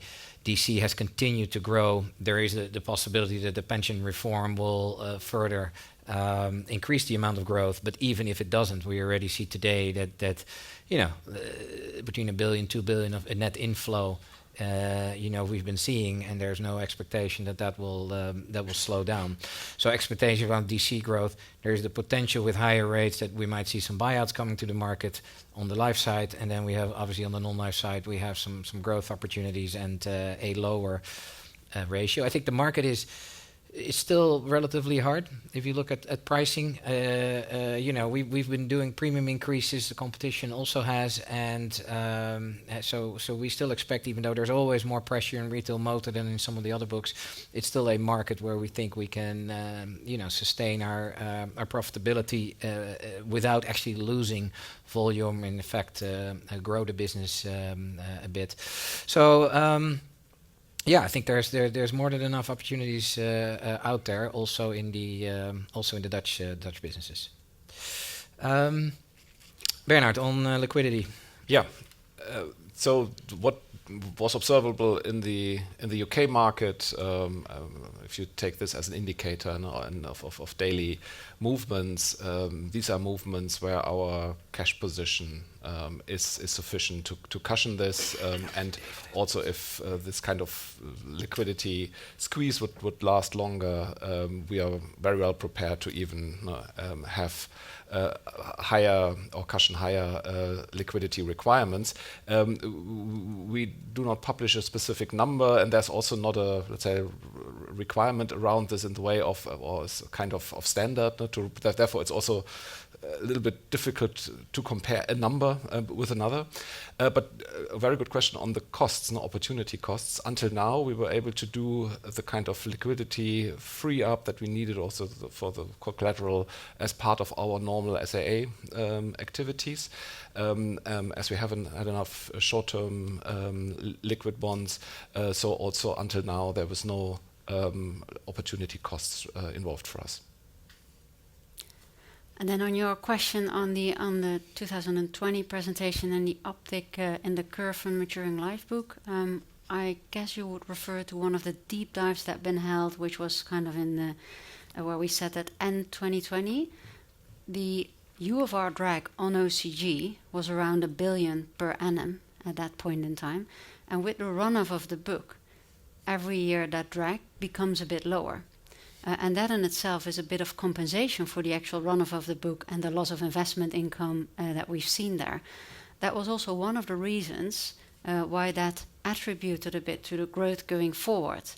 By the higher interest rates, we actually brought that forward because that billion is no longer a billion of UFR drag on a per annum basis. It's actually much lower now because interest rates have gone up.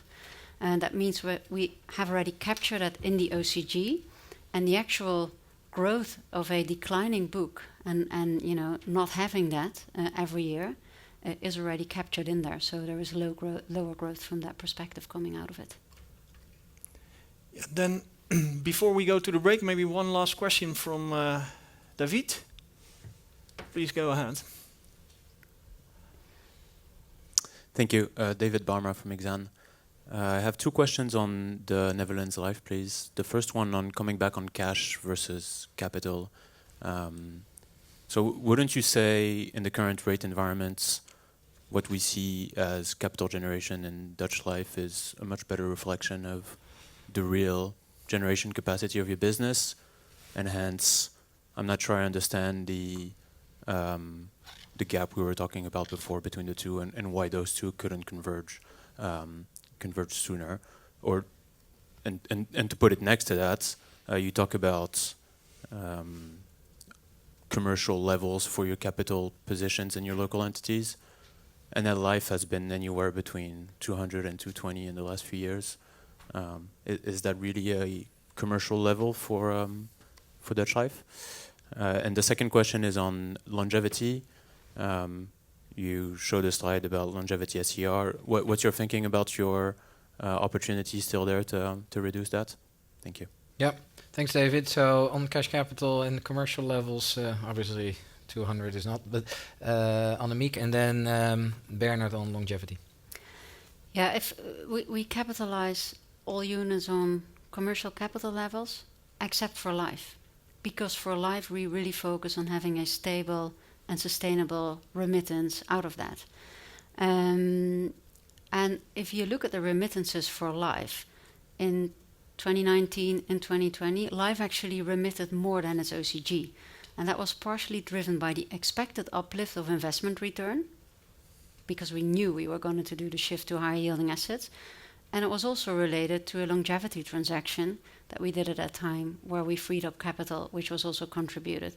I think we're now moving more towards an era where based on current market levels, the OCG will be relatively in line with the free cash flows coming out of life, except when they would have to absorb another UFR step down or other regulatory impact.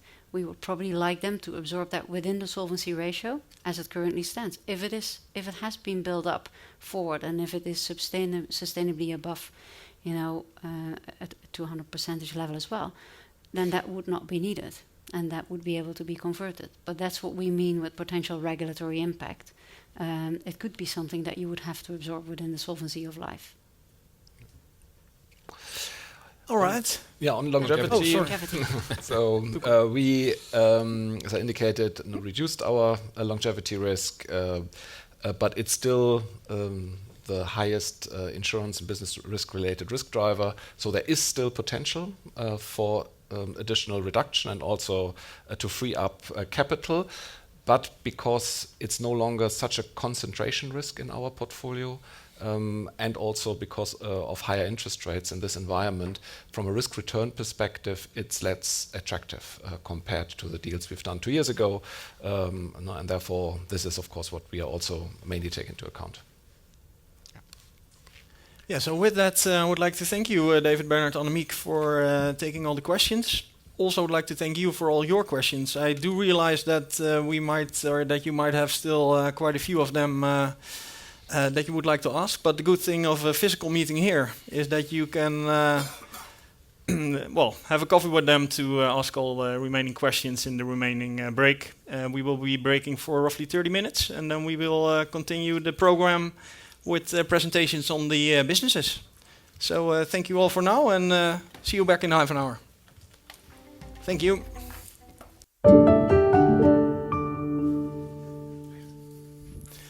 All right, welcome back, everyone. Good to see you here again. I hope you had the opportunity to ask all your remaining questions to David, Annemiek, and Bernard. I did see Annemiek talking with a lot of people and answering a lot of questions still, so that's very good.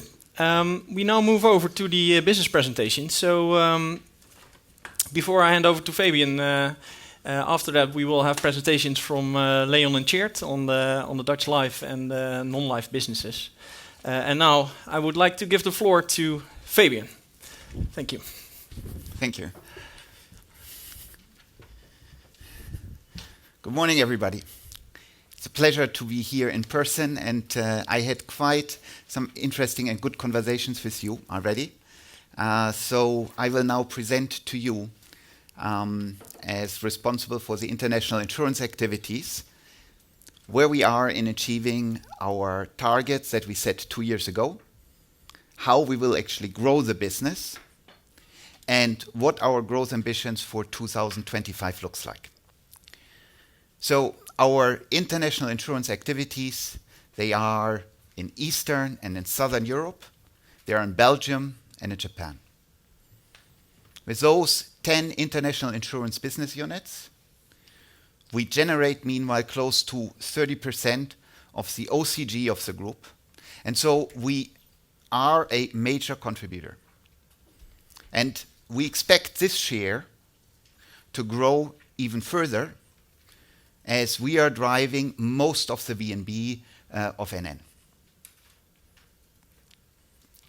So 2 years ago, in the middle of the COVID crisis, we set ourselves ambitious targets for 2023.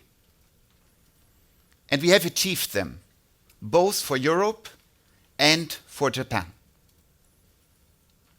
And that was possible thanks to the inherent market growth and fueled by actually the increased awareness around protection, where the COVID crisis for sure helped.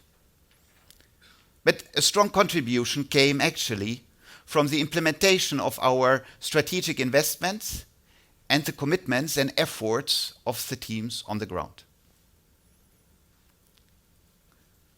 So let's get started with Europe. We've put ourselves a target of 450 million OCG, and that translates into a year-on-year growth of 9% from 21 to 25. And we can comfortably build on the following levers. First of all, we have tailwind from the higher interest rates that support the investment margin going forward. Second, we have had very, very good years of growth in the past already. And this growth and this new business, as you know, will now be recognized gradually in our OCG figures going forward. And third, of course, we are in the middle of the integration with MetLife. So those three levers are there, and they will help us to ensure that growth. And then, to sustain our growth, both in the short and the long term, we will continue to drive our new business up. And this will be possible thanks to our strong positions in really attractive markets and thanks to the scaling of our strategy that has already shown clear traction. So our international markets, they have all in common that the insurance penetration in those markets is much lower than in mature markets. So when you look at the slide, you see on the left side, you see Romania, you see Greece, you see Turkey. They have 1-2% compared to an average of 9% of the OECD countries. But even if you go to the right side, you see that with Spain and Belgium, with 5 and 6%, even there is a gap to the average. So what does that mean? That means that when the GDP in a country grows, sales of insurance will even grow faster. And that is simply said because if households have more budgets, insurance will be then one of the categories people invest first into. And that will overall be a very important part of our growth. Then we have a strong position in most of the markets in life, and in pension, which is actually quite a scale business. We are the number one in Romania, in Slovakia, and in Poland. These are our big pension businesses. And then all of those businesses, they have been built organically. So we just celebrated 25 and 30 years of existence in market like Czech, in Greece, in Japan, even 35 years. And the fact that they have been organically built, that we're so long and stable in those markets, this of course helps our reputation, helps the trust, and ensures, that we have been building teams over the time with a solid know-how in what they do. Let me now speak about the principal drivers of new business growth. The first one is protection. David already mentioned it. We are focusing already since quite some time on protection as a market in which we believe. And you see that over the last years, we have been growing at 10% compared to a market which is at 5%. And we plan to continue on that path and to invest into data and product innovation. And to give you an example, we have a new cloud-based platform that can be deployed in any country, and that allows us to develop in really a very short time, because it's fully parameterized, innovative, fully digital protection products. And we're just in these days launching a new innovative health product in Spain. And thanks to that platform, we have been able to launch it to the market in about 30% of the time which we would have needed with the old system. So it's a real, tangible advantage which we can use in order to drive that. So then the second driver of growth is our partnership management. You've seen that in the past we have had a very, very strong growth with our partners. And here it's important that we continue to invest jointly with them, be it brokers or banks, into digital roadmaps, fully API driven. And we just launched such platform for brokers in Belgium for the retail protection. But here, one of the most important USPs which we actually have is our capability that we can offer the banking products of our bank partners and their services through our distribution channel to our customer base. So this becomes a reciprocal relationship. So it's not only, the bank selling our products, it's as well the other way around. And a good example for that is when you look at the mortgage businesses, which we have in Spain, Poland, Slovakia, and Romania. So these are mortgage products from our bank partners. And we've become, in those countries, in those markets, the number one external distributor of mortgages of our partners. So it's really building strategic relationships, which of course is a very, very attractive value proposition. Yeah? And then another differentiator is that we have built a strong position in sustainable investment solutions. So, for example, we just launched last year in Slovakia the first ESG-driven pension fund. And in just a little bit more than a year, we got more than 35,000 customers, more than 200 million of assets into that fund. And so that's a very nice differentiator to have.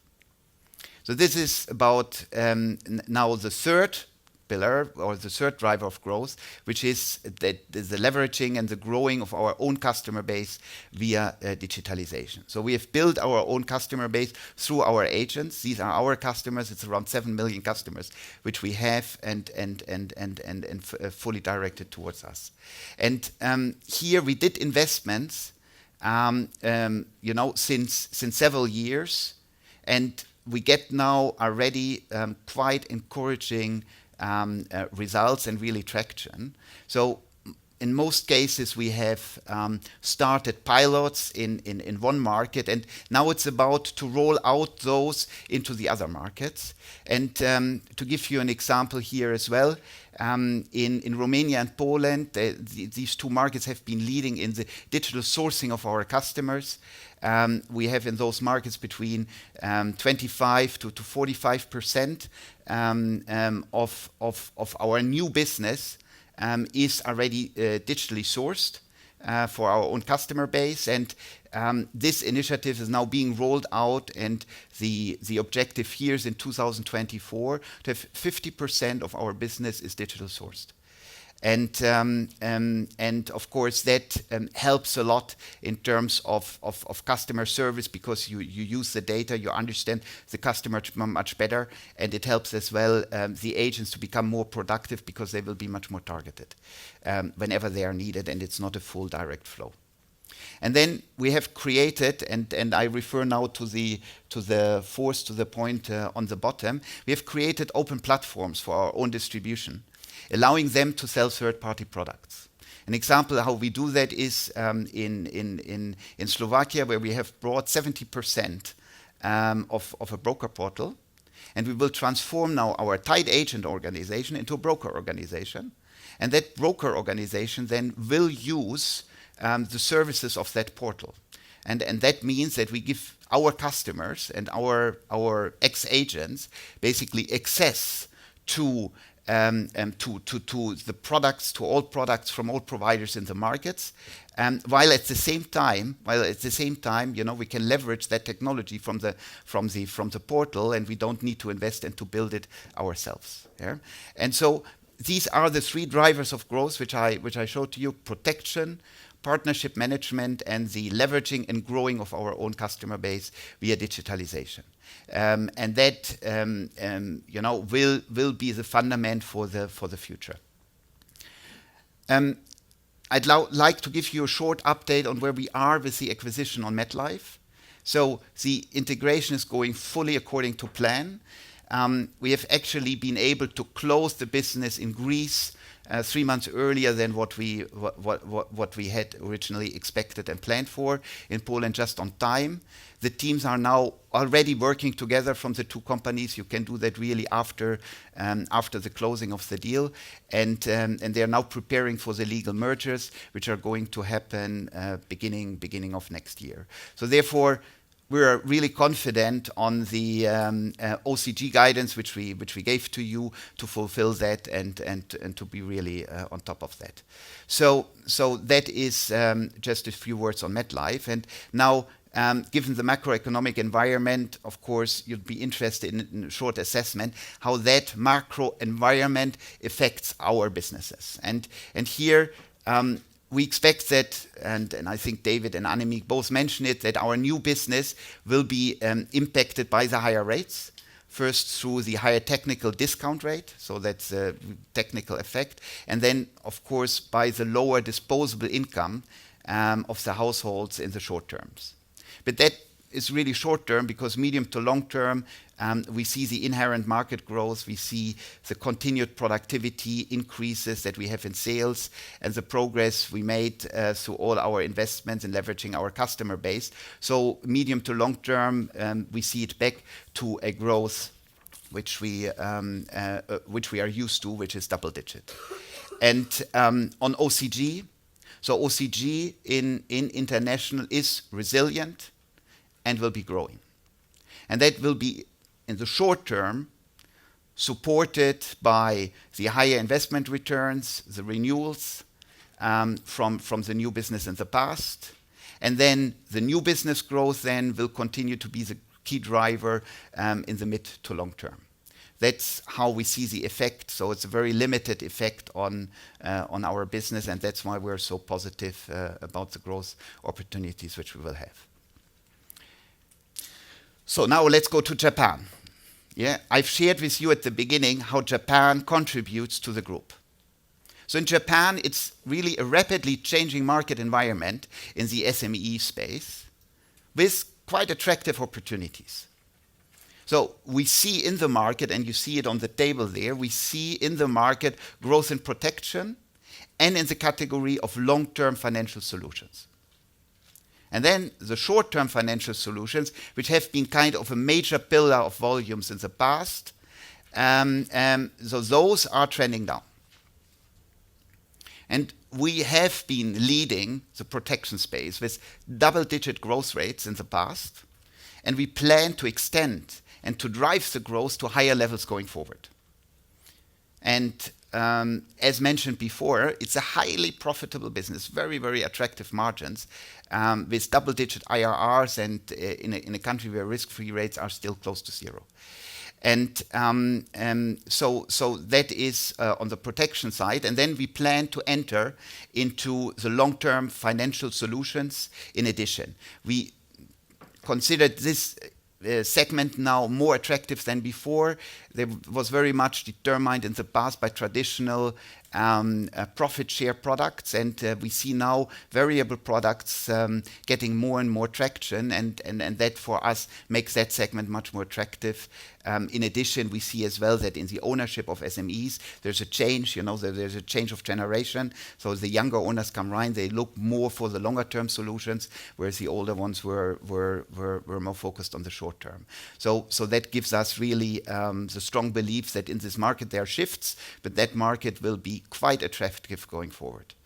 And so that means that the overall VNB, so there where we took just over the last 2 years advantage of higher than expected sales in that long-term financial solution space, that in that, for that overall VNB, we will see some volatility going forward. So there, in the short term, it will be lower, but then will be growing back to current levels in the midterm, driven by the growth in protection and the opportunities in the long-term financial solution space. And for that, we have a clear action plan how we will achieve that growth. So we really differentiate ourselves in the space of insurers in Japan by 2 things. The first one is that we are really the SME specialist. So that is our market. So there's a much bigger market around. We focus on that. And we do that by offering to SMEs not only classical insurance, but a lot of services around. And so the teams have created, for example, the platform Kagyo 8, which is a platform for SME successors who can exchange advice and can get connected. And that has become one of the most used SME platforms in the market now. And then in addition, we offer software solutions for administrative matters to SME owners who are often small companies, so they have a real need.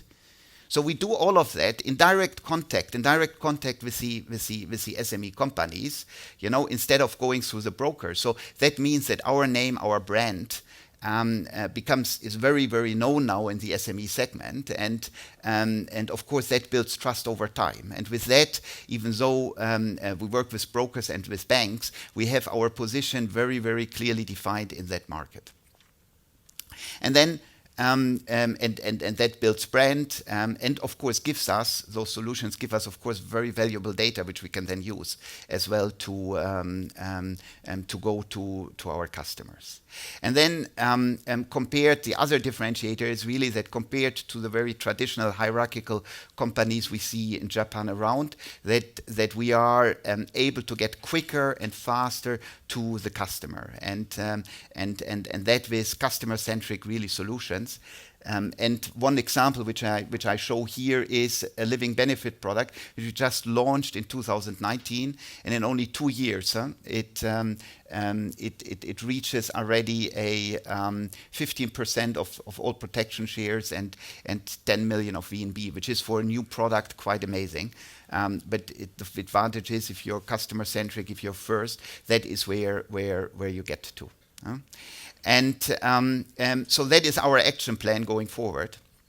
And when you look then at the OCG target, the target which we have set ourselves is 125 million OCG, and that is when you start from a normalized level in 2021, actually 5% growth rate year on year. And that is as always, mainly driven by the strength of the in-force book, which we have built over time. And then, in addition, of course, the new business then will be the driver for the mid to the long-term OCG growth, a little bit similar to Europe. So this is our story on Japan, and let me now summarize. So you saw that our 2023 targets, we already essentially met in 2021. You see me very positive on a continued growth in Europe, based on the inherent market growth and the strategic actions which we are taking, and that despite the the impacts which we expect from the macro environment. Important is that the protection products in Europe and the protection products in Japan, they all have in common very, very attractive margins, which really makes it worthwhile to invest as much as we can into a growth in those segments. And altogether, with that, international businesses are set to deliver the mid to high single-digit growth in NN Group. Thank you for your attention.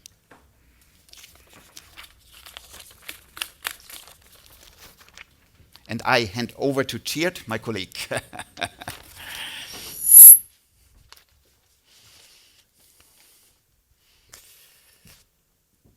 So that is the most exciting introduction I've had in a long time. So,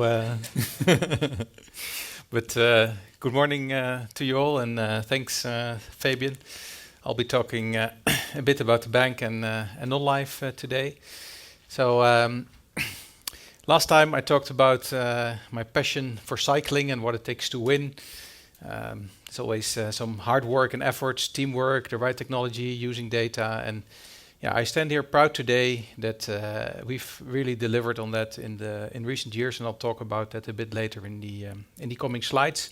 And when I look ahead, I indeed see again an exciting race. The usual hills, for the ones that love cycling, I think hills are fantastic, but also unpredictable weather. When there is unpredictable weather, it's about being part of the right team, being fit, being prepared. And that's in a nutshell the story that I have for you today. So if I go to the first slide, we are the market leader in non-life, of course also the market leader in life, and Leon will talk about that later. So we have a very good starting position. We believe we can further benefit from the scale that we have in the Netherlands in both of these businesses. And we have increased the target for non-life to 325 million. It came from 250 in the last Capital Markets Day. And we've also increased the target for the bank from 70 to 80 million. And I'll explain how we get to that in the specific slides for the bank and for non-life. So let's move to the track record. So I'm very proud to say that non-life has delivered all of its targets ahead of plan. Now, that may sound easy to some of you, but when you do an integration of Vivat and Delta Lloyd, you're rationalizing product portfolios, you're migrating systems, and you want to keep your talent in the midst of a war on talent. You want to keep your brokers and your customers happy because you want to retain the volume that you have, plus you want to improve margin. That is actually quite a difficult task, and I'm proud on what they achieved on the combined ratio, the admin expense ratio, completing the Vivat integration ahead of plan, and also strategically extending the position both in distribution with Heinenoord, but also on the HES side, which is the services side of the DNA business, at the same time. Now the bank is on track to deliver its ROE target for 2023, and the CI ratio of the bank is higher, as was flagged in previous Capital Markets Day, due to the investments we do in digitization, but also in strengthening compliance. Now I have two examples for you today on the strategy. So the first one is about sustainability.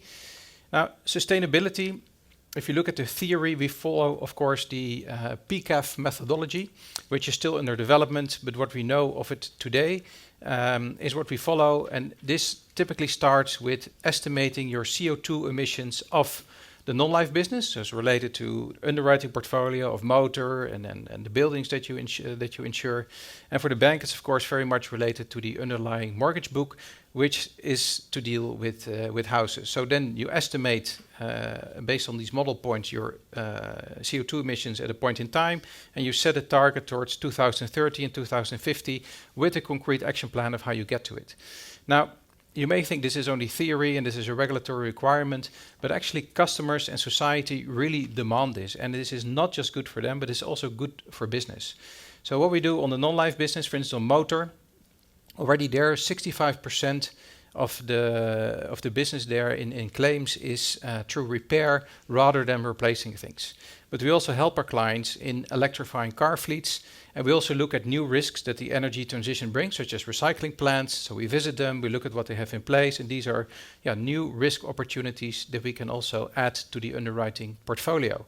Now for the bank, it's of course about helping these clients to make their houses more sustainable. So on average, we have a system of energy labels in the Dutch market. So A is better than C. So on average, we want the mortgage book to move from C to an A level.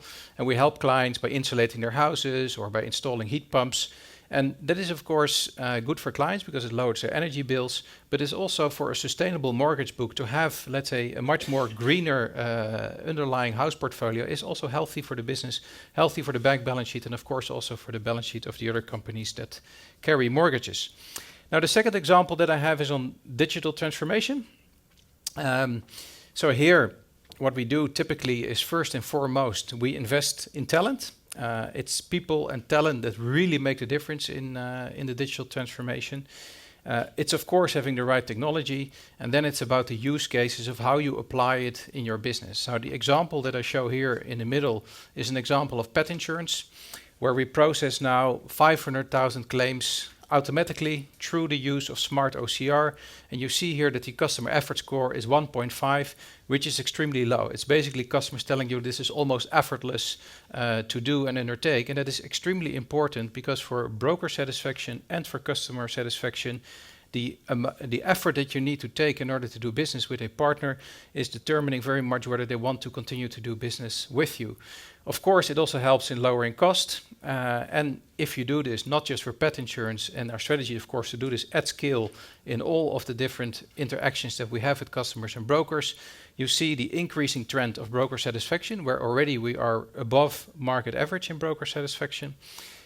And on the transactional NPS there, you see that you get continuously an increasing trend on the transactions that customers do with you. And this is the strategy for all of the business lines that we have in the Netherlands. Moving to non-life. So you're aware, of course, of our non-life business. We are the market leader. We have a strong distribution position. So we have 4 out of the 5 largest banks in the Netherlands. We have a bank insurance partnership with. Very strong in broker, number 1. And we, of course, have our own direct franchise, Ora. And the pet example I just showed is indeed an example from Ora. We added, of course, HCS and Heinenoord since last CMD to our portfolio. We have an attractive product mix. About 2/3 is P&C and 1/3 is D&A. And on the right bottom side, you see the structural trend of lowering the combined ratio in line to what we also indicated last time, to reach a 93.5% combined ratio in the full year of 21. Now going to the strategy of non-life. So the strategy is to further invest in digitization and digital to increase these customer and broker journeys, as I explained in the previous example. So we'll continue to do that over the coming years. And the other investment that we do there is in data. And data is used, of course, for pricing monitoring, doing these improvements, differentiating the risks per client and per distribution channel. Of course, the underwriting criteria that you set, but also the claims management. Continuously improving this underwriting cycle is the core business, and of course also the core strategy that we have for investing in data in the non-life business. And with that, we come from a position where we were integrating Vivat, we're integrating Delta Lloyd, and now that you pool all the data, the key game will be to use the data to the benefit of improving the underwriting cycle for the coming period. Moving to the next slide. This is a bit more about the market position. So after the recent announcement, if the deal would close as was announced, you would see that, let's say, the top 3 in the Netherlands have about 70% market share in the Dutch non-life market, where we are the market leader. We expect the non-life market to grow slightly above GDP growth, and we target selective growth in this market. So we want to grow in SMEs, and of course broker, because all of the SME business is distributed via brokers, in direct, in bank assurance, and in further strengthening the non-insurance and fee business profile of this business. So now that we've completed these integrations and we've been focused on improving the margins, our aim is to stay at the level of, let's say, what you saw in 2021 in terms of combined ratio. That's why we've increased our target to a best-in-class combined ratio of 93 to 95 for the non-life business, and an OCG target of 325 million.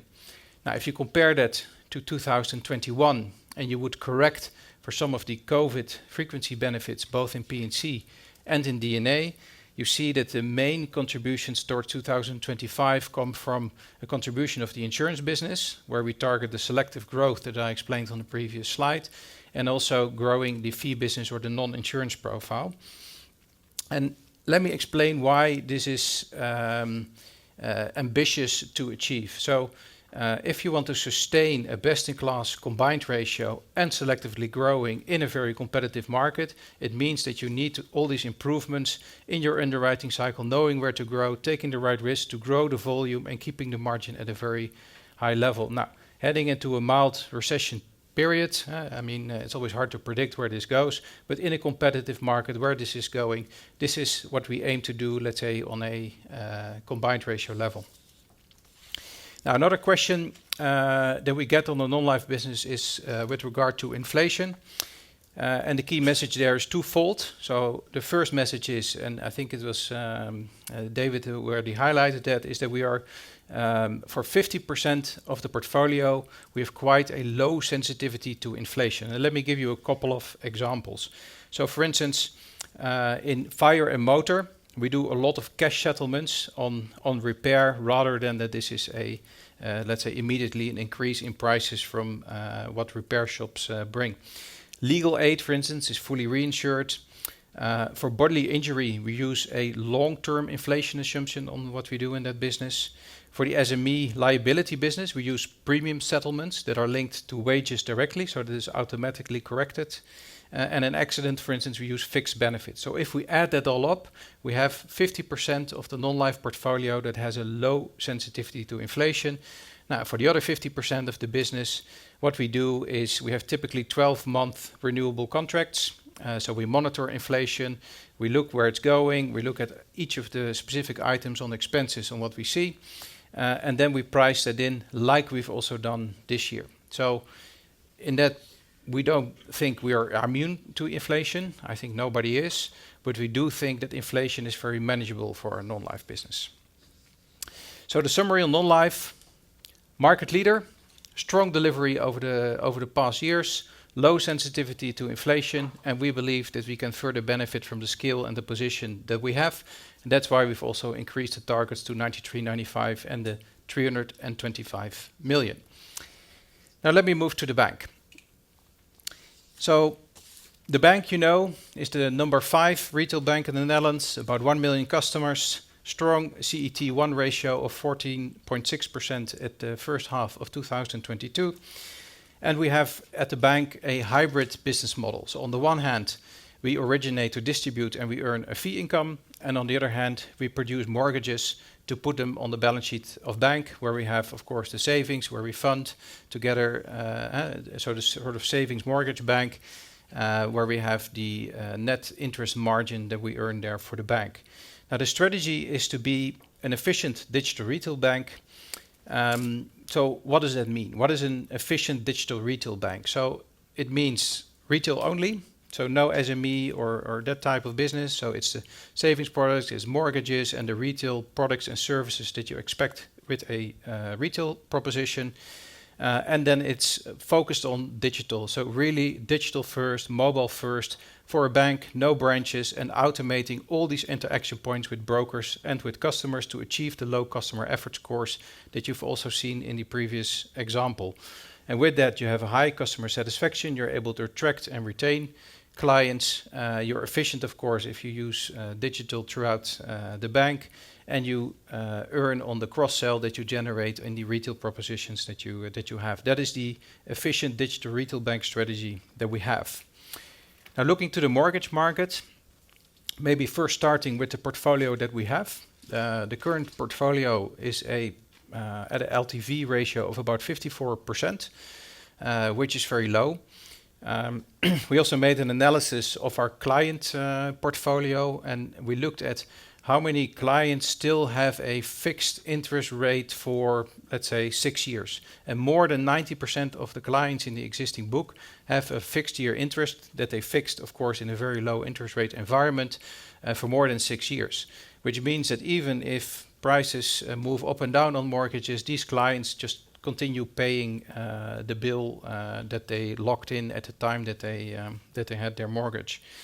So Bernard also mentioned the historically low risk costs that come with mortgages. So underlying, of course, house prices increased massively in 2021, but when you're at an LTV of 54, even if that comes down a bit, and housing supply is very short in the Netherlands, so most estimates are that there could be a milder decline, but at an LTV of 54%, we think that the mortgage book has a very strong profile.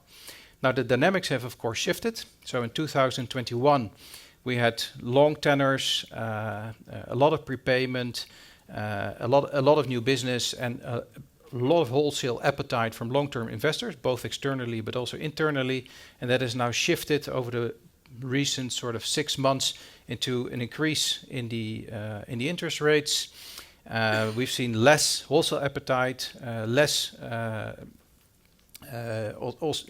prepayments compared to 2021.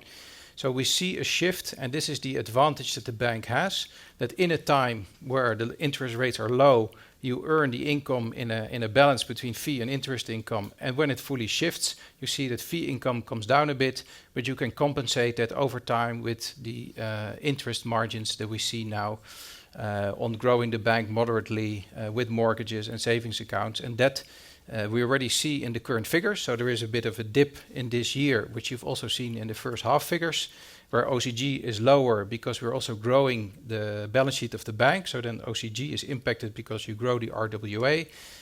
In the second half, we will also try to grow more into NHG mortgages. And then over time, you earn the interest income from the bank. And therefore, we also believe that we can offset the slight decrease in fee income with the growth of net interest income and increase the target to 80 million. Now, that is also the story that is reflected here on the slide, but then more in numbers. So we've corrected the 2021 numbers for the sharp increase in house prices.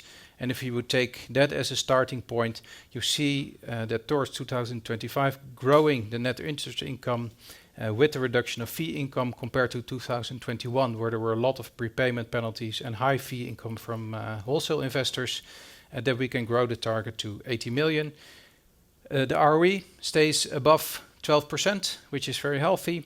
And the CI ratio, we continue to have the target to be below 55, where in the coming year we continue to invest in digitization, so that will still stay at a higher level than the 55%. But the target for 2025 is to be below the 55% cost-income ratio.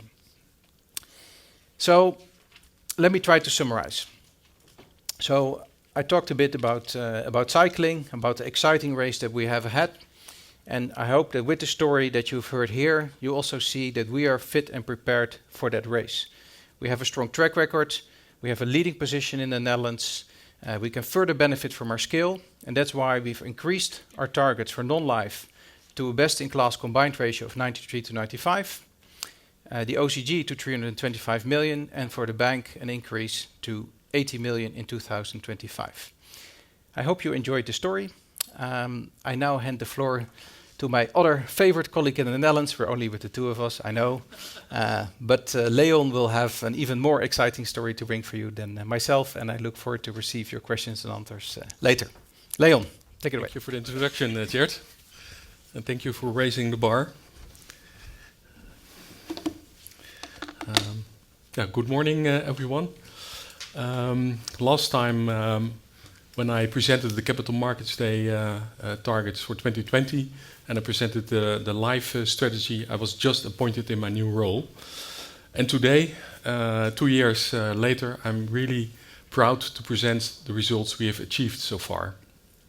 And during my presentation, I will explain how Netherlands Life will generate sustainable operating capital generation from the in-force book and from growth in defined contribution pensions.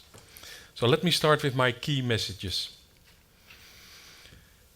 We have delivered on our operating capital generation target of 900 million from the last Capital Markets Day and raised our operating capital generation targets to 1.15 billion for 2025. We have taken action to actively manage our balance sheet to secure our solid track record of free cash flow generation. We are a leading investor with a strong focus on ESG.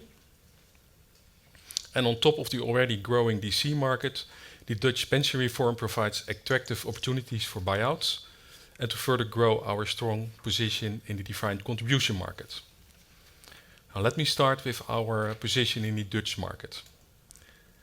NN is the market leader in the Dutch life and pension market with a consistent 40% market share. With more than 3 million customers, we have the largest in-force customer base and the broadest distribution capacity in the Netherlands. And this is an important asset, as scale is very important in the life and pension market and will drive future profitability. And with my team of more than 2,000 motivated life and pension experts, we target to generate 1.15 billion euros of operating capital generation in 2025. Now let me first look back at the strong delivery on the targets that we set at the 2020 Capital Markets Day. Like I said in my introduction, I'm very proud to present the results we've achieved so far. We are on schedule to achieve the 900 million operating capital generation target for 2023. The optimization of our asset portfolio has significantly contributed to this, supported by positive market developments. On expense reduction, we are focused to continue to reduce the structural run rate of our costs, and we have clear plans in place to do so. We have made good progress to achieve the 32 billion euro target for the assets under management in DC that we set for 2025.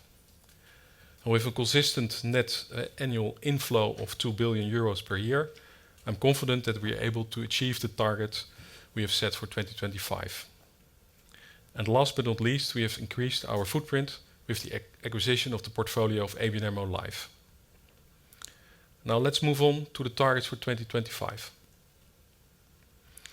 We've increased our OCG targets from 900 million to 1.15 billion euros for 2025, and this is based on the second quarter market environment.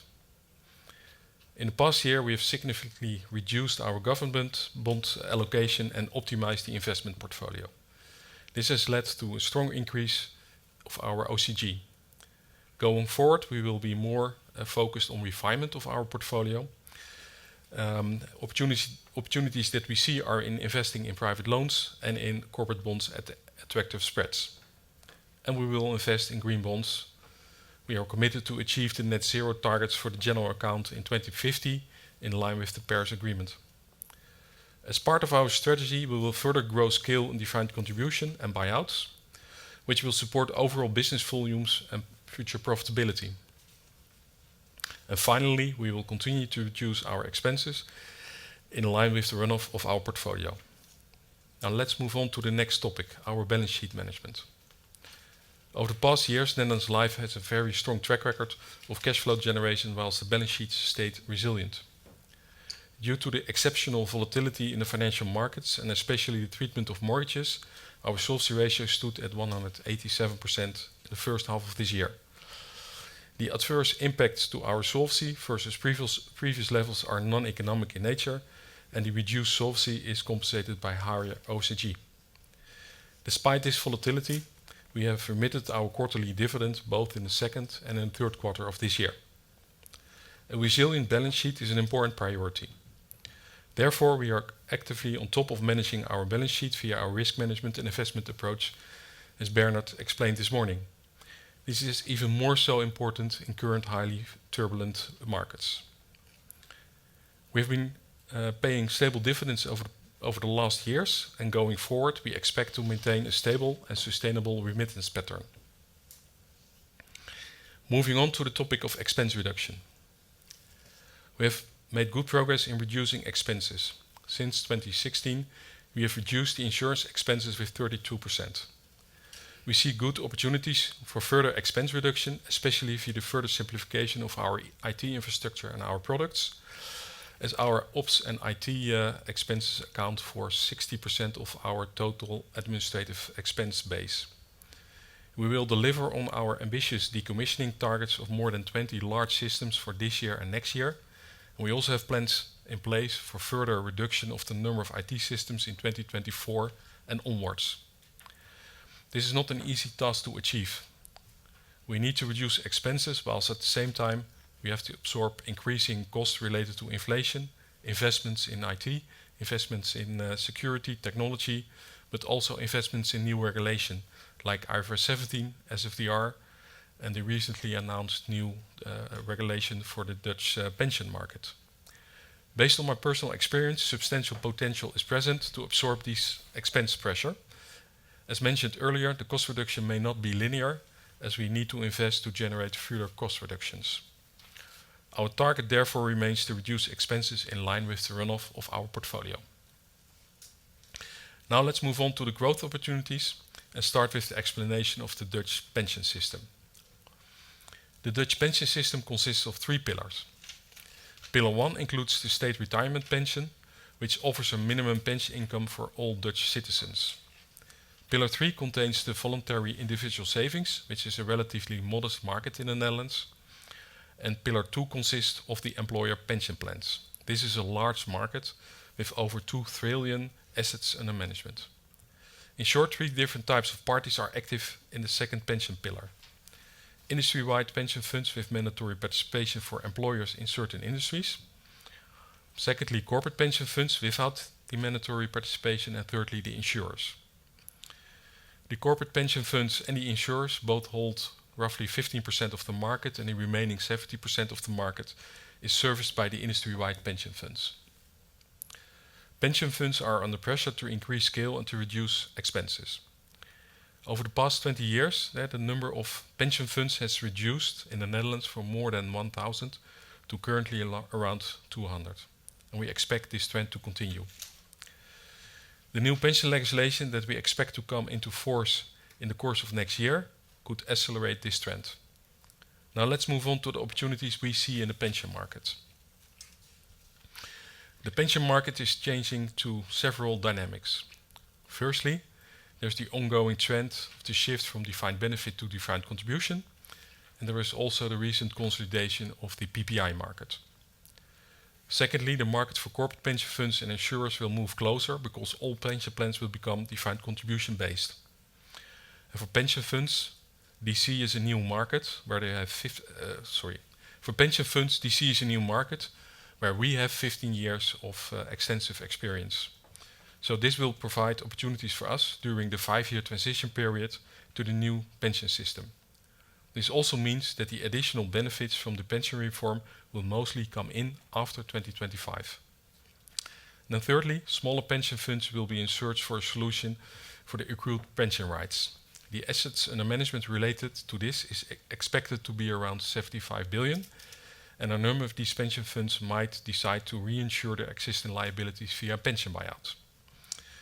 We are active in the market for pension buyouts and have a solid track record. Of course, we will remain disciplined when it comes to pricing for buyouts and capital allocation. NN is on pole position to capture all these opportunities I explained before. NN is the only company that offers the full spectrum of pension solutions in the Netherlands. The ability to offer all these solutions is an important asset. In conversations with employers and brokers, I notice how much they appreciate that we can offer integrated solutions to their pension plans and for their pension plans. We are also increasing satisfaction scores, both from brokers as well as from customers. And I'm particularly proud that in this year we achieved year to date the highest satisfaction score from brokers in the pension market. It's very rewarding that all the efforts that my team and I have put into this are bearing fruit. For customers, we also see high satisfaction scores resulting from our improving customer service and our investments in digitalization. And finally, we expect to further increase satisfaction scores by offering additional services to our customers. And let me explain this further on the next slide. Our strategy is to offer specialized services to increase the satisfaction scores for employers, participants and advisors.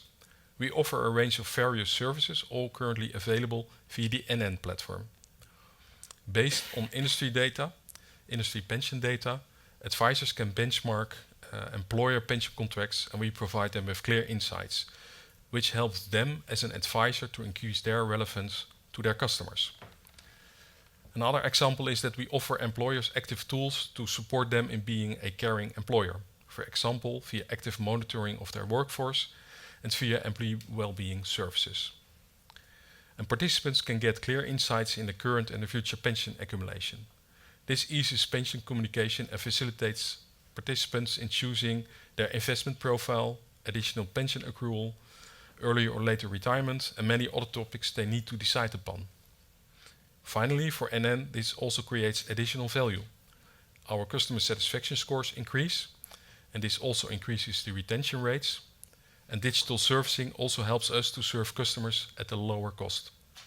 And finally, these services also become a new source of fee-based revenues. This brings me to how we increase the profitability of defined contribution pensions. Defined contribution is a true scale game. Our strong position in the Dutch pension market is built upon two different propositions. One proposition via the NN label and one via BeFrank, our PPI. And both propositions have comparable features, but they target different market segments. Our strong position is built upon our high retention scores of more than 90%, the unique combination of products and additional services I mentioned before, and our solid investment performance of our DC lifecycle funds. Also, ESG is an integral part of our fund range offering. Most of our defined contribution investment funds are light green. In addition, BeFrank offers a dark green lifecycle with impact investment funds. And I expect that the new partnership with GSAM will broaden the range of high-quality fund offering to participants. With the increasing scale, we expect to achieve our targeted operating margin of 15 to 20 basis points over the assets under management in 2025, which is targeted at 32 billion.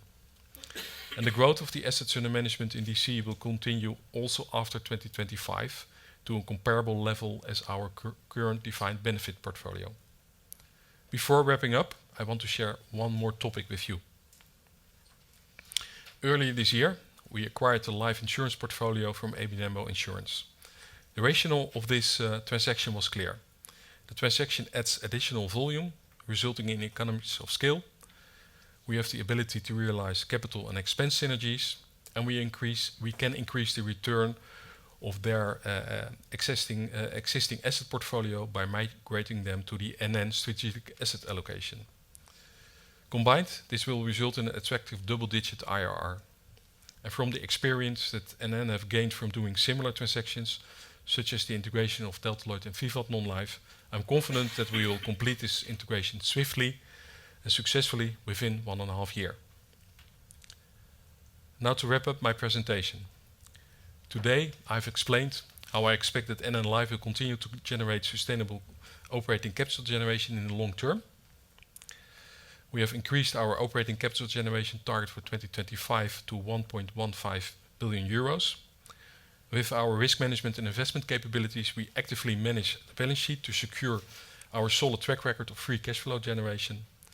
NN Life is a leading investor with strong focus on ESG, and we are well placed to capture the opportunities in the pension market.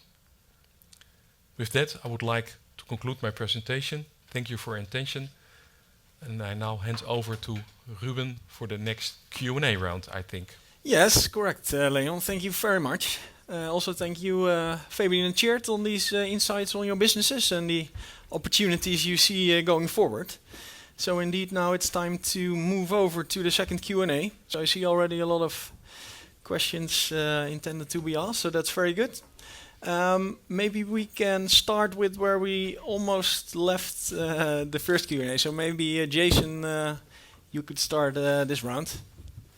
Please wait for the microphone, and if you can also please limit your questions to 2, that would be much appreciated. And then take it away. Okay. Jason Galambusa, ING. The first one is on Insurance Europe. The growth is 9%, but if you look at it, if you take out MetLife, it's a bit more of a pedestrian, if you want, 5%.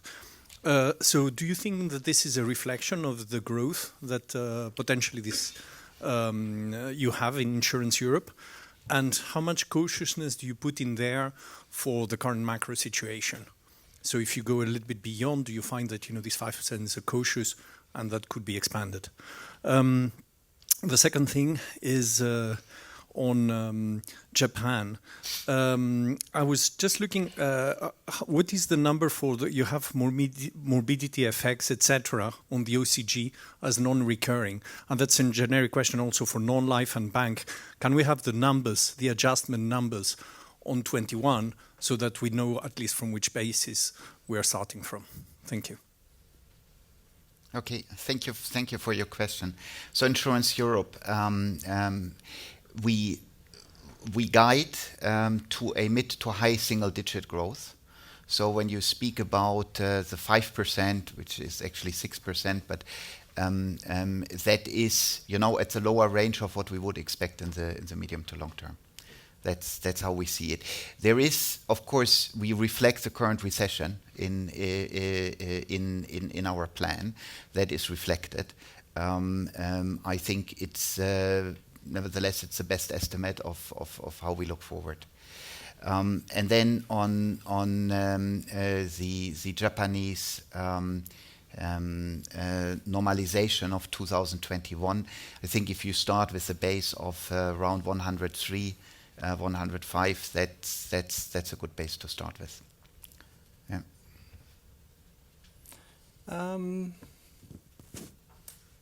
Sorry, maybe we can go over to Benoit. Yeah, Benoit Pétrarque from Kepler Cheuvreux. Actually 3 questions. But on Europe, how much cash upstream do you expect in percentage of OCG? Over 2022, 2025 on average. That would be question number 1. Number 2 is on M&A. How do you see? Where do you see M&A opportunities potentially in Europe? And the third one is actually on the bank. A couple of questions here. I mean, how do you see the pricing of deposits going forward in the Netherlands? The pass-through rate. Do you expect discipline or maybe a bit of competition on that side? How much loan growth do you expect going forward? And I was wondering why the fee is down. I was expecting the originate to distribute model to be kind of sticky, kind of management fees, sticky, and not dropping over years. So just wondering there. Thank you. Yeah, maybe Tjeerd, you can start with the answers on the bank, and then Fabi, you can take the questions on Europe cash conversion and M&A. Thank you. Yep. Yeah, so we indeed target to grow the savings base. So what we've seen over the past months is that we've seen slight increases by the larger banks and then followed by the others again. I would expect that to be sort of disciplined. There will always be a few players, typically smaller players who go out with more aggressive savings rate. But for the overall market, the top 3 banks in the Dutch market are very disciplined players, I would think. For the total market, I would expect this to be an increase, of course, in the savings rates, but to be more of a disciplined character.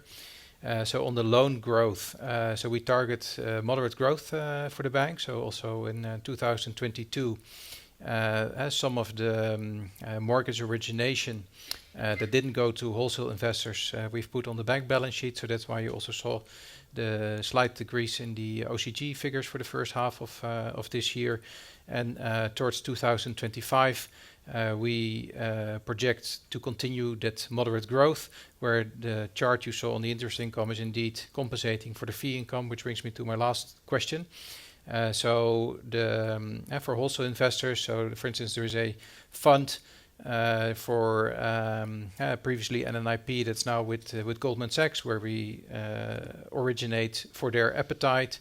And in those types of funds are typically more long-term investors, and you get that fee income as a one-off within the year that you distribute, right? So it's not spread over the year. So for that fund, you take sort of a one-time fee for that what you distribute. So that's why that is a bit more depressed. So we do expect. So when the volatility in the rates is a bit more stabilized, that wholesale investors and long-term investors may come back to the market, and we'll just take benefit of every opportunity we see to distribute for investors and for wholesale, and are also on the lookout for those.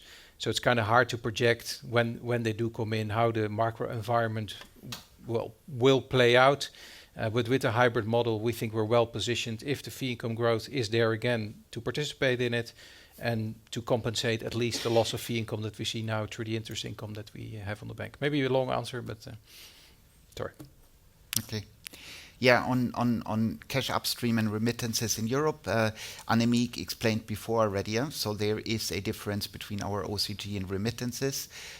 We expect over time a similar growth of OCG and remittances. And just as a reminder, that comes from the fact that we're mostly our remittance capacity is determined by local GAAP in most markets, and local GAAP does not reflect the value of new business, and that's where that difference comes from. And that difference is just if you have a business unit like Europe where we are strongly growing, of course, this new business impact is particularly strong. No, that is where it comes from. And then on M&A, in our projection, in our OCG target for 2025, what is reflected is organic growth, and that's our base case. And beyond that, we always are open to look at opportunities that might come. And then, as David said, we have quite strict financial and strategic guidelines which determine what we do. And I think a good example is how we approached MetLife. It made strategically a lot of sense. It brought us in Greece to the number one as health insurer, which is a very, very important position to have, and in Poland it allowed us to defend our third position, and at the same time it has a double-digit IRR in terms of return, and that's an example of how we look at M&A transactions.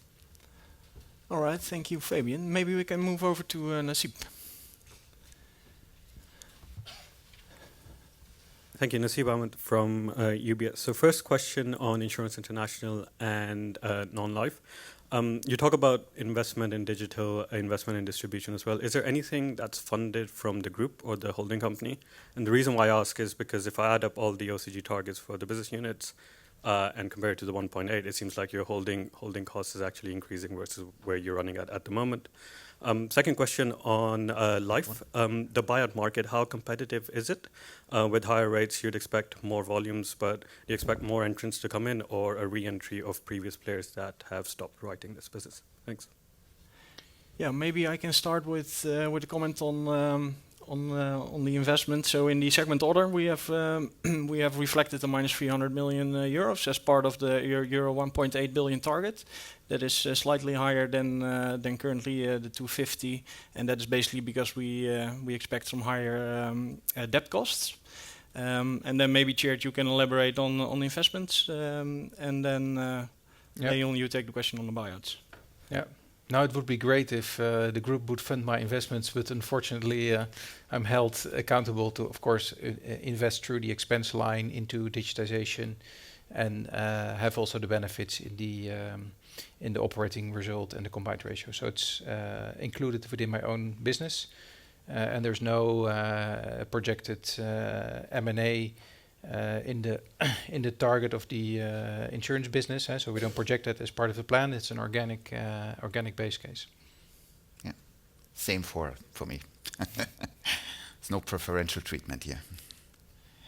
Yeah, and Nasib, your question on the buyout market. Buyouts are by nature very price competitive, so it's indeed a competitive market. Main competitor currently is Athora, with their label Zwitserleven.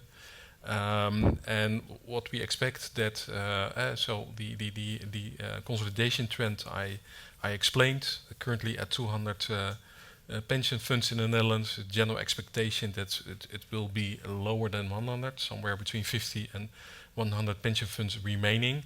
So there is consolidation going on. We expect also in the next few years, with the development of higher interest rates, that buyout will become, and already has become, more attractive. But it's also depending on inflation rates. Because with high inflation rates, they also expect indexation. So there might be a window of opportunity in a couple of years when interest rates are still at current levels and inflation rates come down. That might be a very promising opportunity for promising window for buyouts, which may go coincidence with and go along with the planning for the new pension legislation. So therefore, very interested in the buyout market. All right, thanks, Leon. Then move over to Cor. Yeah, so Cor Kluis, ABN AMRO. Although, two questions. First of all, about the non-life, especially the disability insurance market. We've seen some competitors, one competitor already announcing that there will be charge in the second half of this year due to the minimum wage, which has been increased by 10% on the 1st of January. Could you give some indication? Might it be a negative charge for non-life or for disability, or how do you look at it? Second question is on the pension buyouts. Of course, a big market, big opportunity going forward. You have you had 187% solvency. It's improved now above 200, of course, at the life business at Q3. Are there any restrictions for this solvency ratio in accepting pension buyouts, and that also in relation to the sustainable or the flattish dividend upstreaming that you want to bring to the holding going forward? All right, thank you, Cor. Maybe, Chert, you can take the DNA question, and then afterwards, Leon, on the buyouts. Yeah, so we took in the first half the normal wage inflation, so that was already reflected in the first half. In Q3, we indeed take the announcement of the Dutch government where they increase the minimum wage with 10%, which is quite a significant upstep in that the Dutch government took into the assumptions for our book. So you will see that in the final result of this year. So we don't disclose today the exact number, but yeah, we believe still the overall impact is manageable.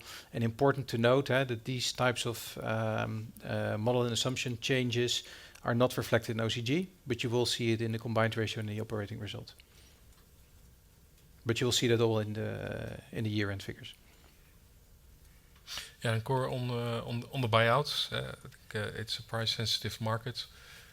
We focus on a disciplined pricing. We target for an IRR of high single digit for the buyouts, and basically at our current solvency levels, no constraint for buyouts.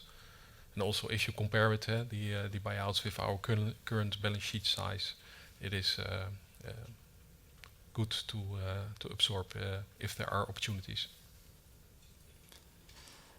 All right, maybe Michael?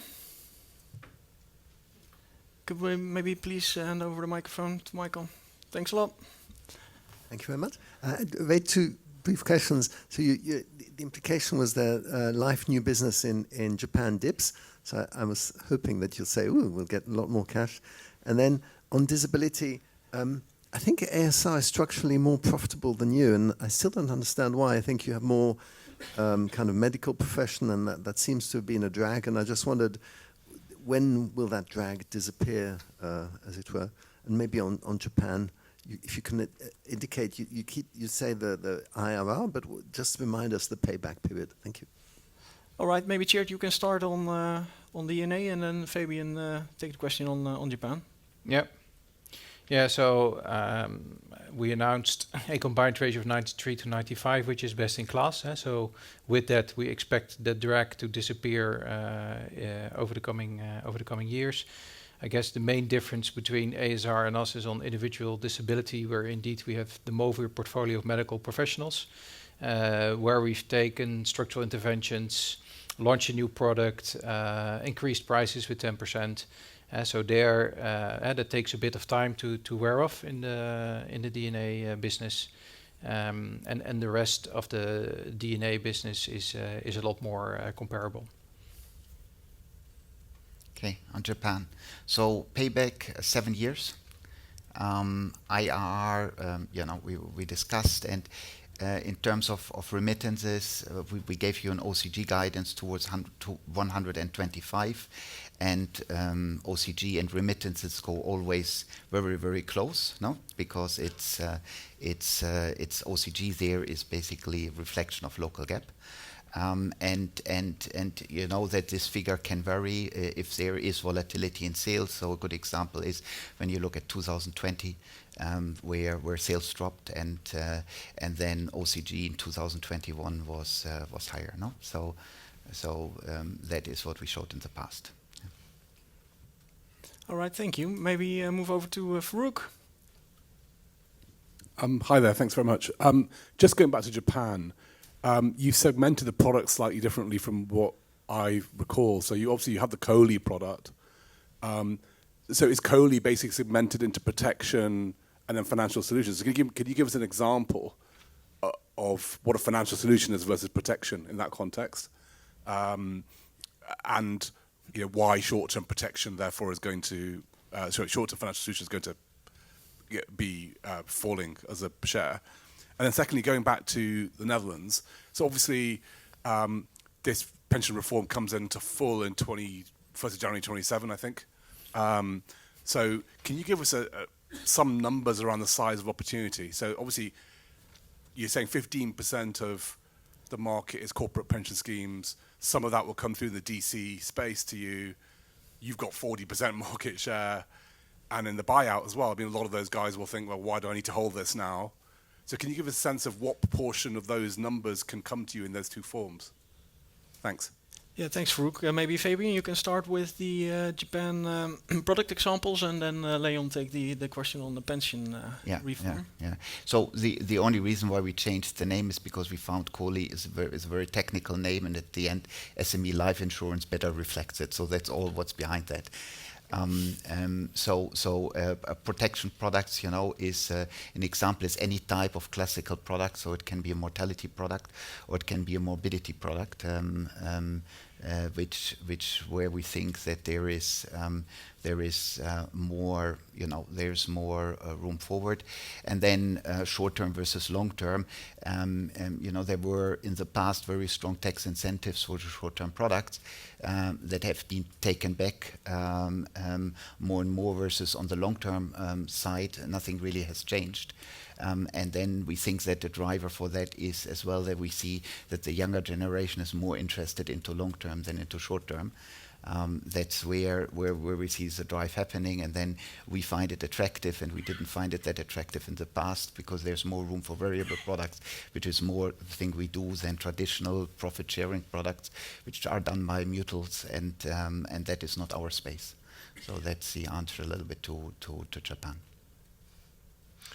Yeah, and then Farouk, on your question on the pension reform, I think good that I can clarify some topics here. So first and for all, we're talking about a trend which is already going on for many years. So there is a trend for consolidation and a trend towards DC. So you already see for many years small and mid-sized corporate pension funds liquidating and moving over to insurance companies, and then the existing liabilities they in some cases bring over to buyouts, and in other cases they merge or they hand it over to a general pension fund. So the trend is already there for many years, and we think that the new pension legislation, which is currently being discussed in the Dutch Parliament, is planned to become into practice during the course of next year. It will be implemented in a 5-year period. It's a huge transition connected to the new legislation. So companies and pension funds need some time to, once the legislation is final, to decide upon their future direction. So that will not all happen immediately. It will be somewhere in the middle or maybe somewhat more in the back end of the 5-year transition period. And there the opportunities will arise. If you take the buyouts, a general expectation is that the limit of pension funds which are too small to continue themselves is around 4 billion euros assets under management. If you take all the pension funds which are below that 4 billion, you have roughly 75 billion, which will probably come to the market. On average, 20%, 30% will choose for buyouts. So that's a rough indication, but it's all depending on, of course, interest rates at the moment and also the inflation expectation. But this is, I think, an indication to give for the buyouts. And for the DC market, the trend is already there, and it might be accelerated with the new pension legislation. All right. Yep. Thanks, Leon. Another question from Andrew. Hadley. Please go ahead. Thanks very much. Hadley Cohen, Deutsche Bank. A couple of questions on non-life, please. I mean, you've talked about best-in-class combined ratios in the sort of 93 to 95% range. Just in light of rising bond yields, improving investment returns, and what have you, can you talk about how comfortable you are running at the higher end of that range at the moment to be a bit more competitive on pricing, so as to get overall higher volumes, higher investment returns to overall bottom line, higher earnings picture in that context? And then secondly, can you talk about the scale of the opportunity for further bolt-ons and what have you, similar to the Heinenoord transaction? Are there many potential deals out there in that sort of very low triple-digit million sort of range, or is that pretty much it now? Thanks. Yeah, thanks, Hadley. Cheers, both for you. Yeah, they're I don't think Leon will be talking about non-life today. No, so we target selective growth. Growing market share in non-life is of course very easy. It's always the trick how you properly price the right risk, the right client, and ensure that in the areas where you want to grow, you're very disciplined, looking at margin, but still be so competitive that the brokers will advise your SME proposition over others, which also has to do with, of course, broker and customer satisfaction. So there's a lot of things that come into play. We have a strong distribution position. We have very high broker satisfaction. So, am I comfortable to target more at the range of 95 or 94 or 93 to target selective growth?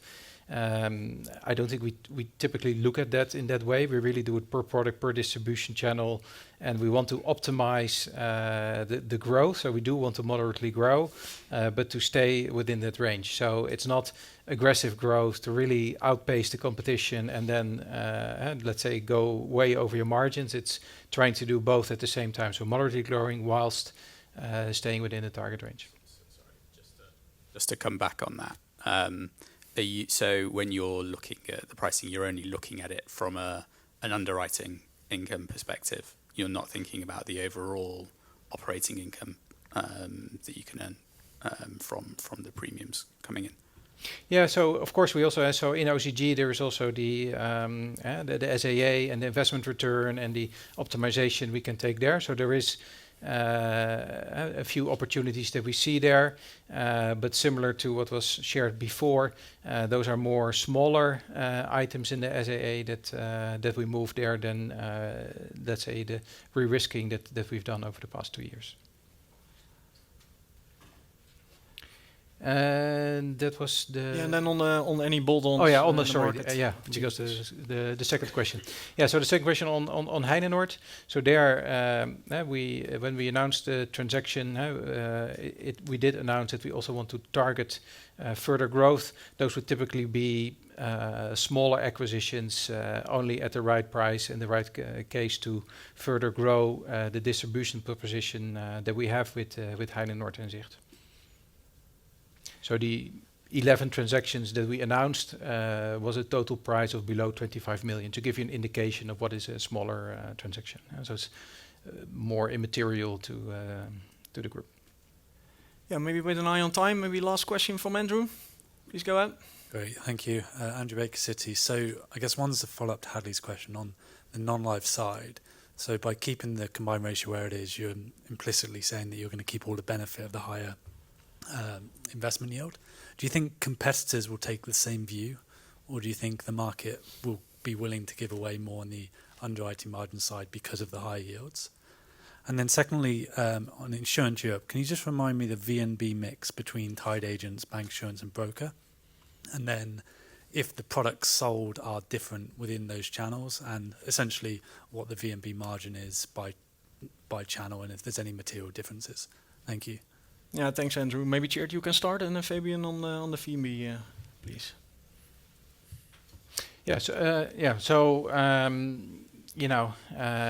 I'm not responsible, of course, for the competitors, so difficult to answer. I would, from what I've seen in market practice, how we price, how we compete, especially with the large players, we tend to take quite similar views on how we price in the investment yield, the combined ratio, how we look at disciplinedly at portfolio. So the market is hard, so we still see price increases in line with inflation, properly pricing the risk, and of course taking that benefit. But it's also a mature market where it's not coming from a huge increase from under-penetration in insurance, but it's really competing for the same clients, the same business. So in that context, I would say those disciplined pricing approaches and how you look to the yield that you get are quite similar across the large players. And in non-life, there are always smaller players that take a different approach. So there I could see some aggressive players, as we have seen in recent years, but those would be more the exception. Yeah, on the distribution mix. What's for us really favorable is the fact that it's very balanced. So, if you take a normalized year, I would say it's probably 1/3, 1/3, 1/3. But that's the diversification. So that means that, for example, in 2021, banks were a little bit stronger. Going forward, we expect them with decreasing mortgage sales to be a little bit less strong. So in that sense, the good thing is that diversification, and we're really diversified with 1/3, 1/3, 1/3 overall. In terms of products, so we are in some markets where we have only brokers, so there's just one product. In the few markets where we actually broker and agent relationships, typically we tend to have the same products. All right. Thank you, Fabian, Leon, Tjeerd. And also thank you for all your questions. So with that, we can move on to the last section of today, which is on IFRS 17. So for that purpose, I would like to invite on the stage Annemiek, our CFO, as well as Harm van der Merendonk. He is our head of financial accounting. So the floor is yours.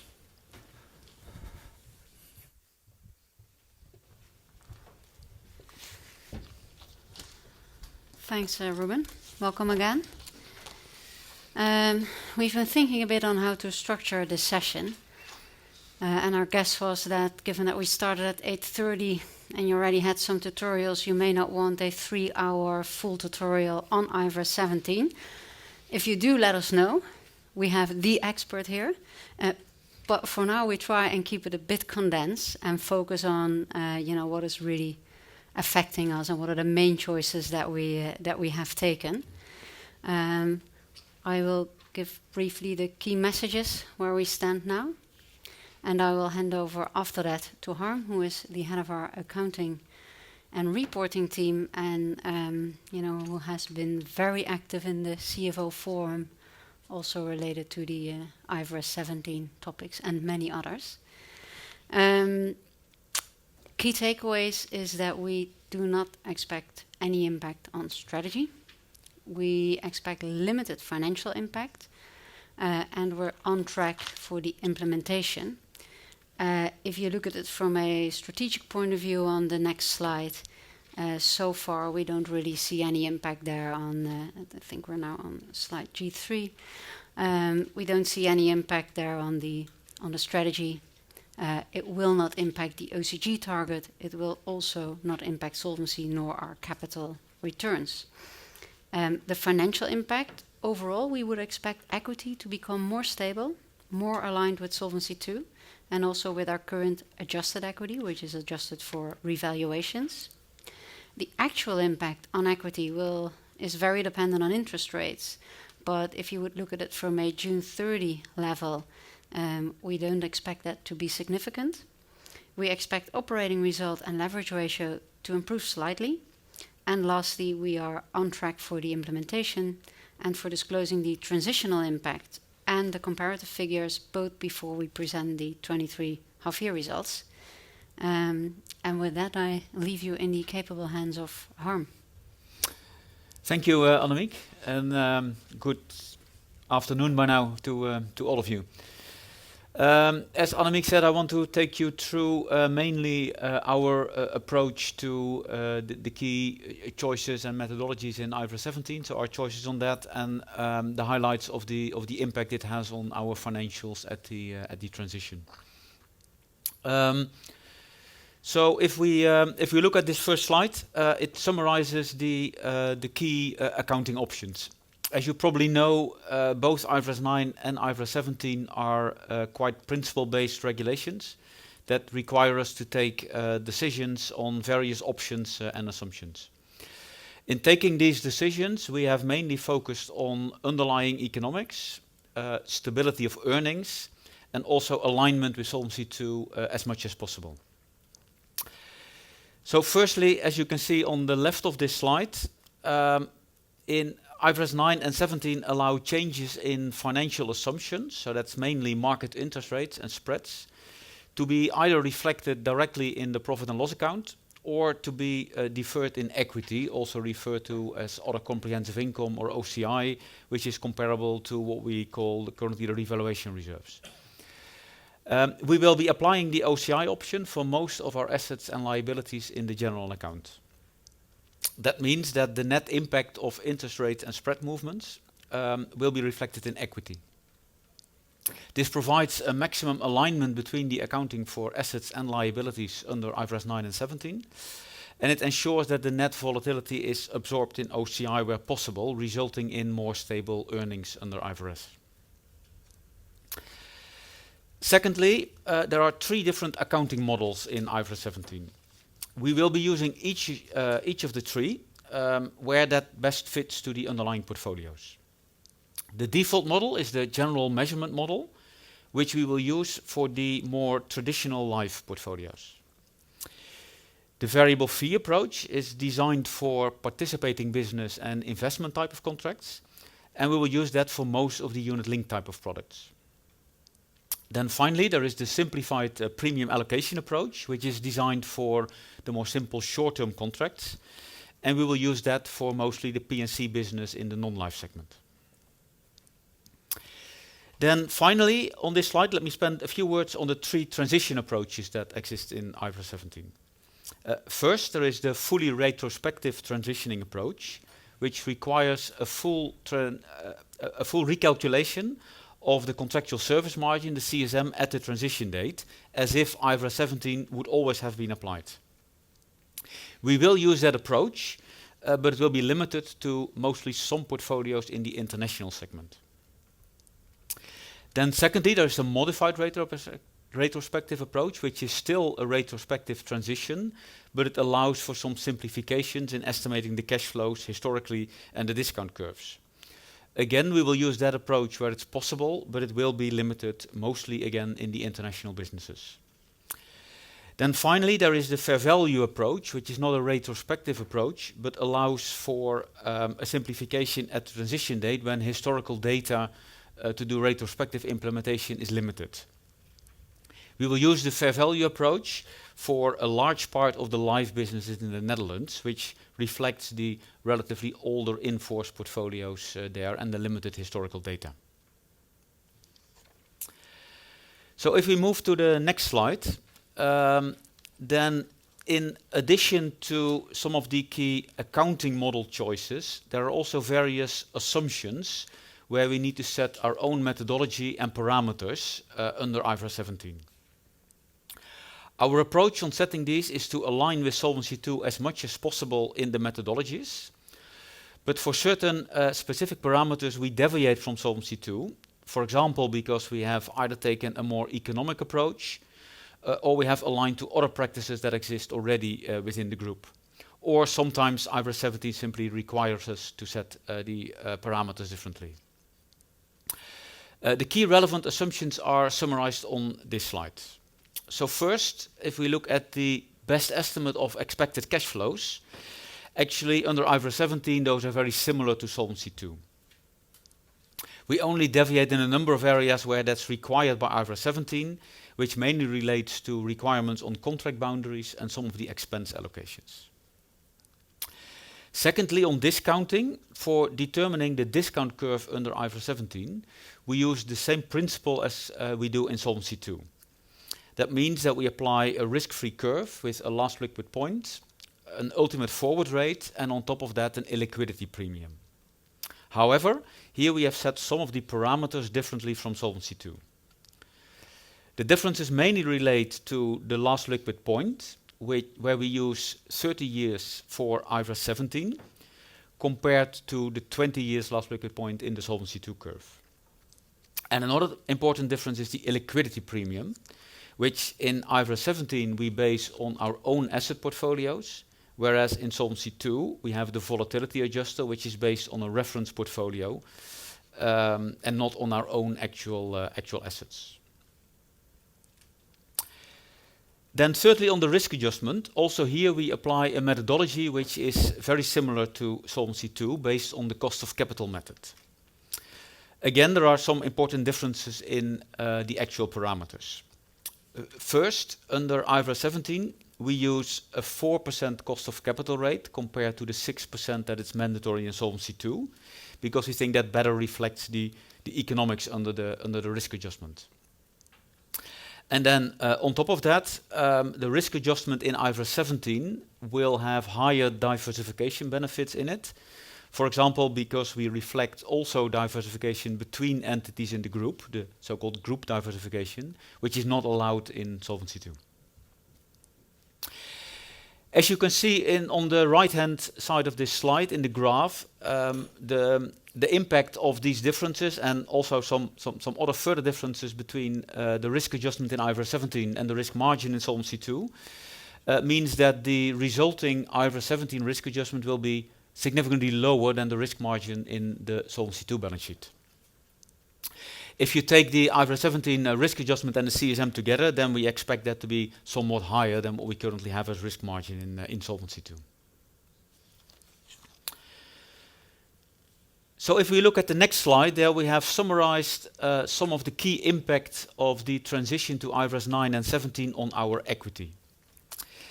As you may know, the transition date in IFRS to IFRS 9 and 17 is January 1, 22, because when we report the 23 results, we will be restating the 22 comparatives. So that's on the left-hand side, you see the impact summarized on January 1, 22. Because on that date, the market interest rates were well below the historical rates on our assets and liabilities, you can see in this waterfall that first we have a positive impact on equity for the asset side, where under IFRS 9 we will be changing the accounting for loans, so mainly our mortgage loan portfolio, from currently amortized cost to fair value under IFRS 9. So in that low interest rate at the transition date, you see a positive revaluation on the asset side.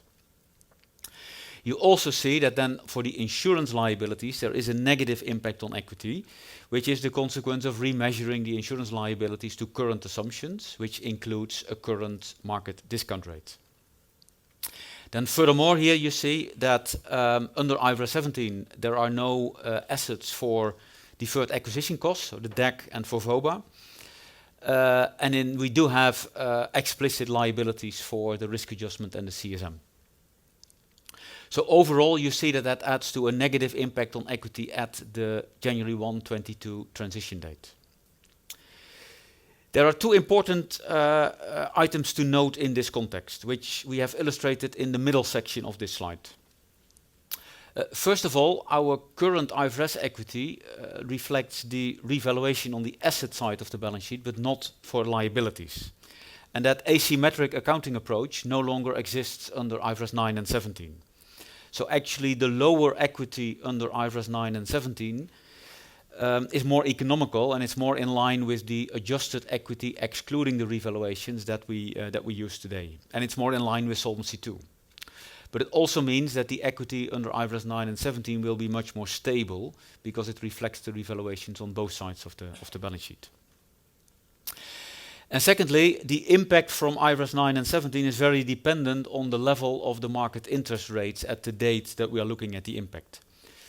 As you've seen in our first half year disclosures for 22, the revaluations in equity on the asset side have decreased quite significantly given the increasing market interest rates. So if you compare that lower equity under the current IFRS at June 30, 22, the difference with IFRS 9 and 17 is much less significant because we already have that lower current equity starting point. You can see those comparisons at the dates and a bit the order of magnitude in the graph on the middle of the slide. And then finally on this slide on the right hand side we show you the impact on the leverage ratio. You can see that the leverage ratio under IFRS 9 and 17 would have been slightly better than the current leverage ratio on, again, the 1st of January transition date. This mainly reflects the higher equity base, where we include the net revaluations on assets and liabilities in equity, where currently the revaluations are excluded. And also we include the after-tax amount of the CSM into the equity base for the leverage ratio.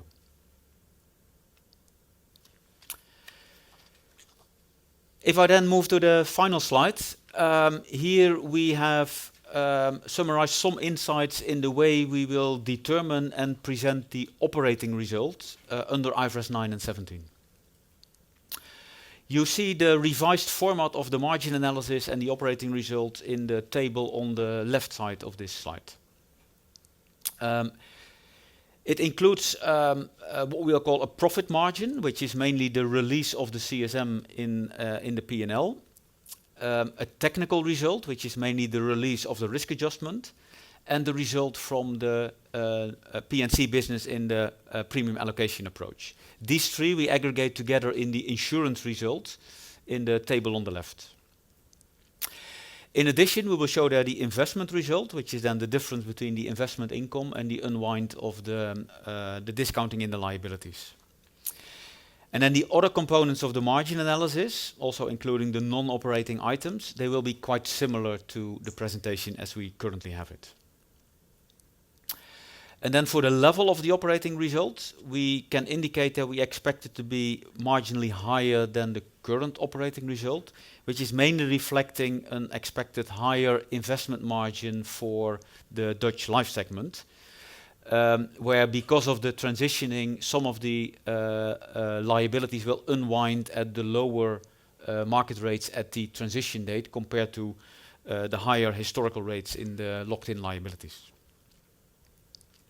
Final comment on this slide, it's good to note that also after the implementation of IFRS 9 and 17, there will still be significant differences between operating result under IFRS and the OCG, where the amount of the OCG and the disclosures around that will not change because of the implementation of IFRS 9 and 17.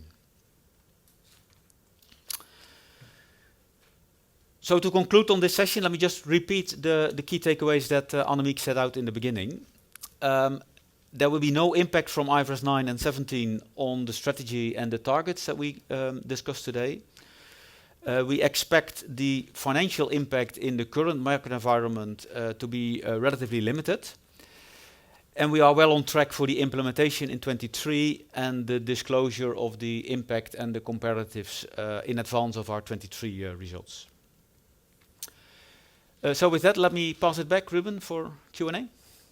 Yes, thank you, Harm and Annemiek. So indeed, let's move over to the final Q&A session of today.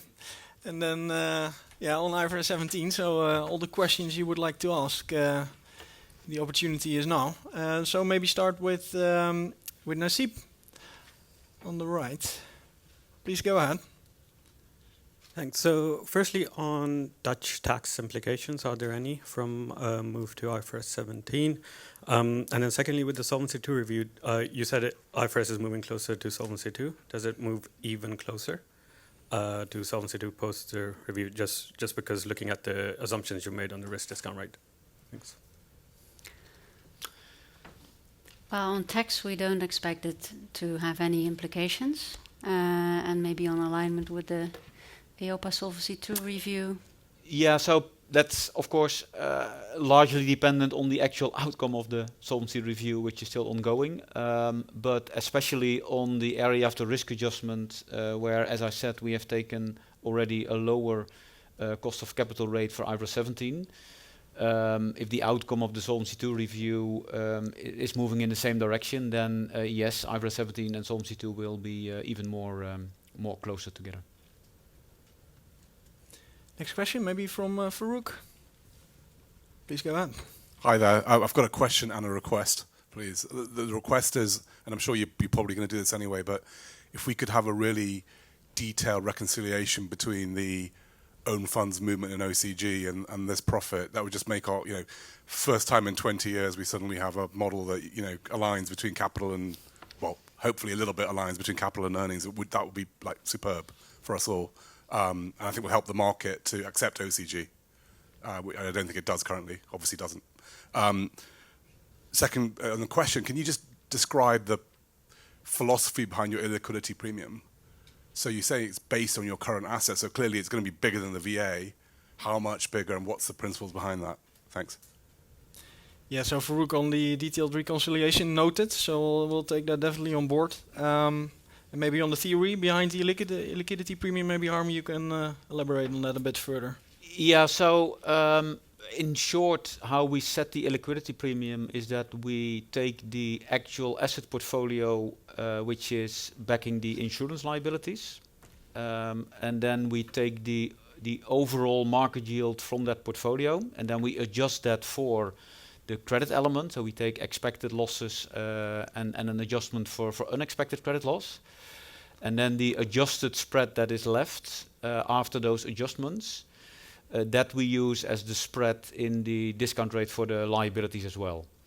Where, of course, the level of that is dependent on the point in time in the market and the level of the spreads.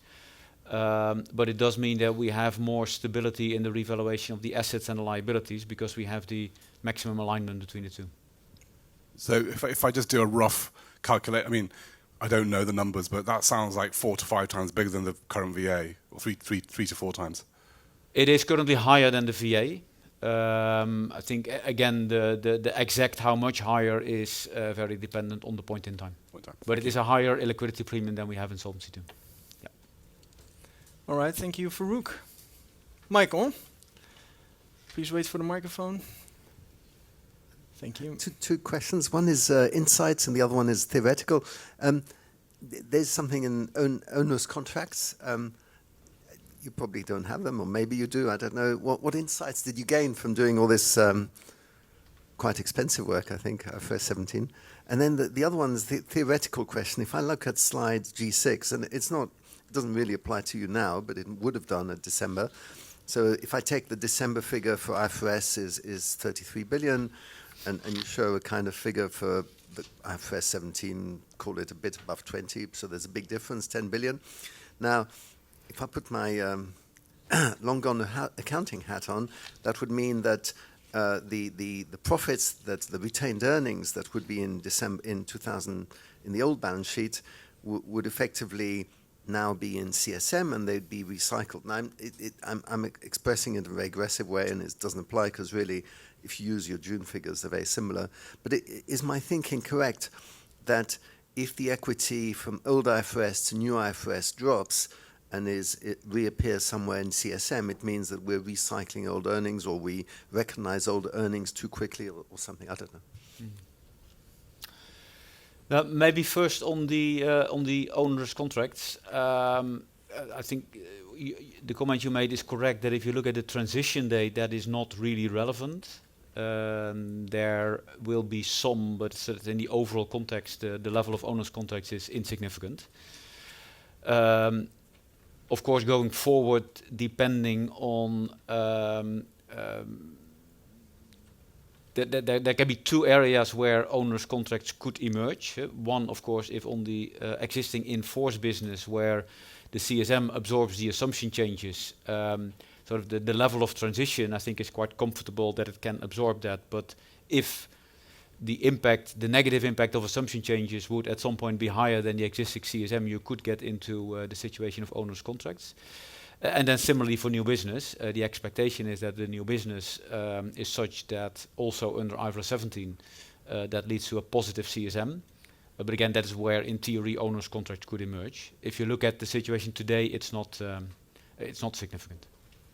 And then on equity, I mean, maybe as I tried to explain earlier, the key element you need to keep in mind if you compare the current equity at January 1 to IFRS 9 and 17 is that in the current equity at that date, there was a very significant revaluation amount on the assets, which still exists under IFRS 9 and 17, but is then largely compensated by revaluation on the liabilities. So you basically see that asymmetric positive revaluation at that date being removed. And that also explains why at June 30 the impact is much smaller, because that asymmetry didn't exist on that date because of the different interest rate environment. Thank you. Then maybe a question from Andrew. Please go on. Great, thank you. I guess just a quick question on the parameters for the discounting. When you come up with those, is that done completely internally? Or is there, I guess, consultation with peers or the CFO forum? So how much deviation do you think there will be from yours versus peers, just in how you come up with those? I'm not obviously expecting you to speak for peers there. Yeah, it's indeed difficult to comment on peers, but I think sort of high level what you will see is that I think the approach on setting the rate will be quite similar, so in the build-up of the components. But I would also expect that in setting the parameters there will be differences, partly depending on different businesses or different portfolios or other reasons. But I would say methodologies are quite aligned, but parameters there will be differences. If it's still on. If let's say, hopefully this is not the case, but your assumptions or parameters are way off where the market comes out, will there be an opportunity to rebase everything, let's say in a year's time, or once it's locked in, it's locked in? Yeah, in principle, these methodologies are locked in because that's our starting basis for IFRS 17. I would expect with sort of the magnitude of this change that some of the market practices may emerge in the years to follow. And depending on what is seen there might be some movements in the market. Yeah, there may be some conversion then, but I think it also really depends on the business you have and on the discussions you also have with your auditor as to the choices that you've made, if they really reflect your business. And, there's such a wide variety also within life on how long contracts last, that will be taken on board as well. All right, thanks, Andrew. Then maybe with an eye on time. Any last questions? One more for you. Some of your peers give an unwind rate on the CSM. So they say it unwinds at 8 or 10%. What would be your figure? Yeah, so the unwind of the CSM will in the end be quite visible in the actual disclosures, because there we will be showing sort of a runoff pattern of the CSM. I would say sort of big picture, you need to keep in mind that relatively speaking, a big part of the CSM comes from the businesses in international. So as a sort of a high level direction, if you take the average life in those portfolios, that is mainly driving the release of the CSM. All right. And that concludes our final Q&A on IFRS 17. Thank you very much, Harm and Annemiek. Yep. I'm sure it won't be the last occasion that we will be discussing IFRS 17 with each other. That will be probably continuing for, I guess definitely next year and probably the years after as well. But it has been a good start. Then, before we have lunch, I would like to invite David to stage to wrap up the day. Thanks, David. Yeah, thanks, Ruben. So in very short terms, after I think a very intense morning, so we commit to an attractive and growing dividend in line with the guidance that we have given of free cash flow of mid-single digit. And as the CEOs explained, this free cash flow is also based on really underlying business developments. And on top of that, a recurring share buyback as a commitment to our shareholders. And with that, we are at the end of this morning. So I'd like to thank very much everybody on the webcast who made it all the way to the end. So thank you very much for attending, and obviously everybody here in the room. Thank you very much for the engagement, for all the questions, the discussion that we had.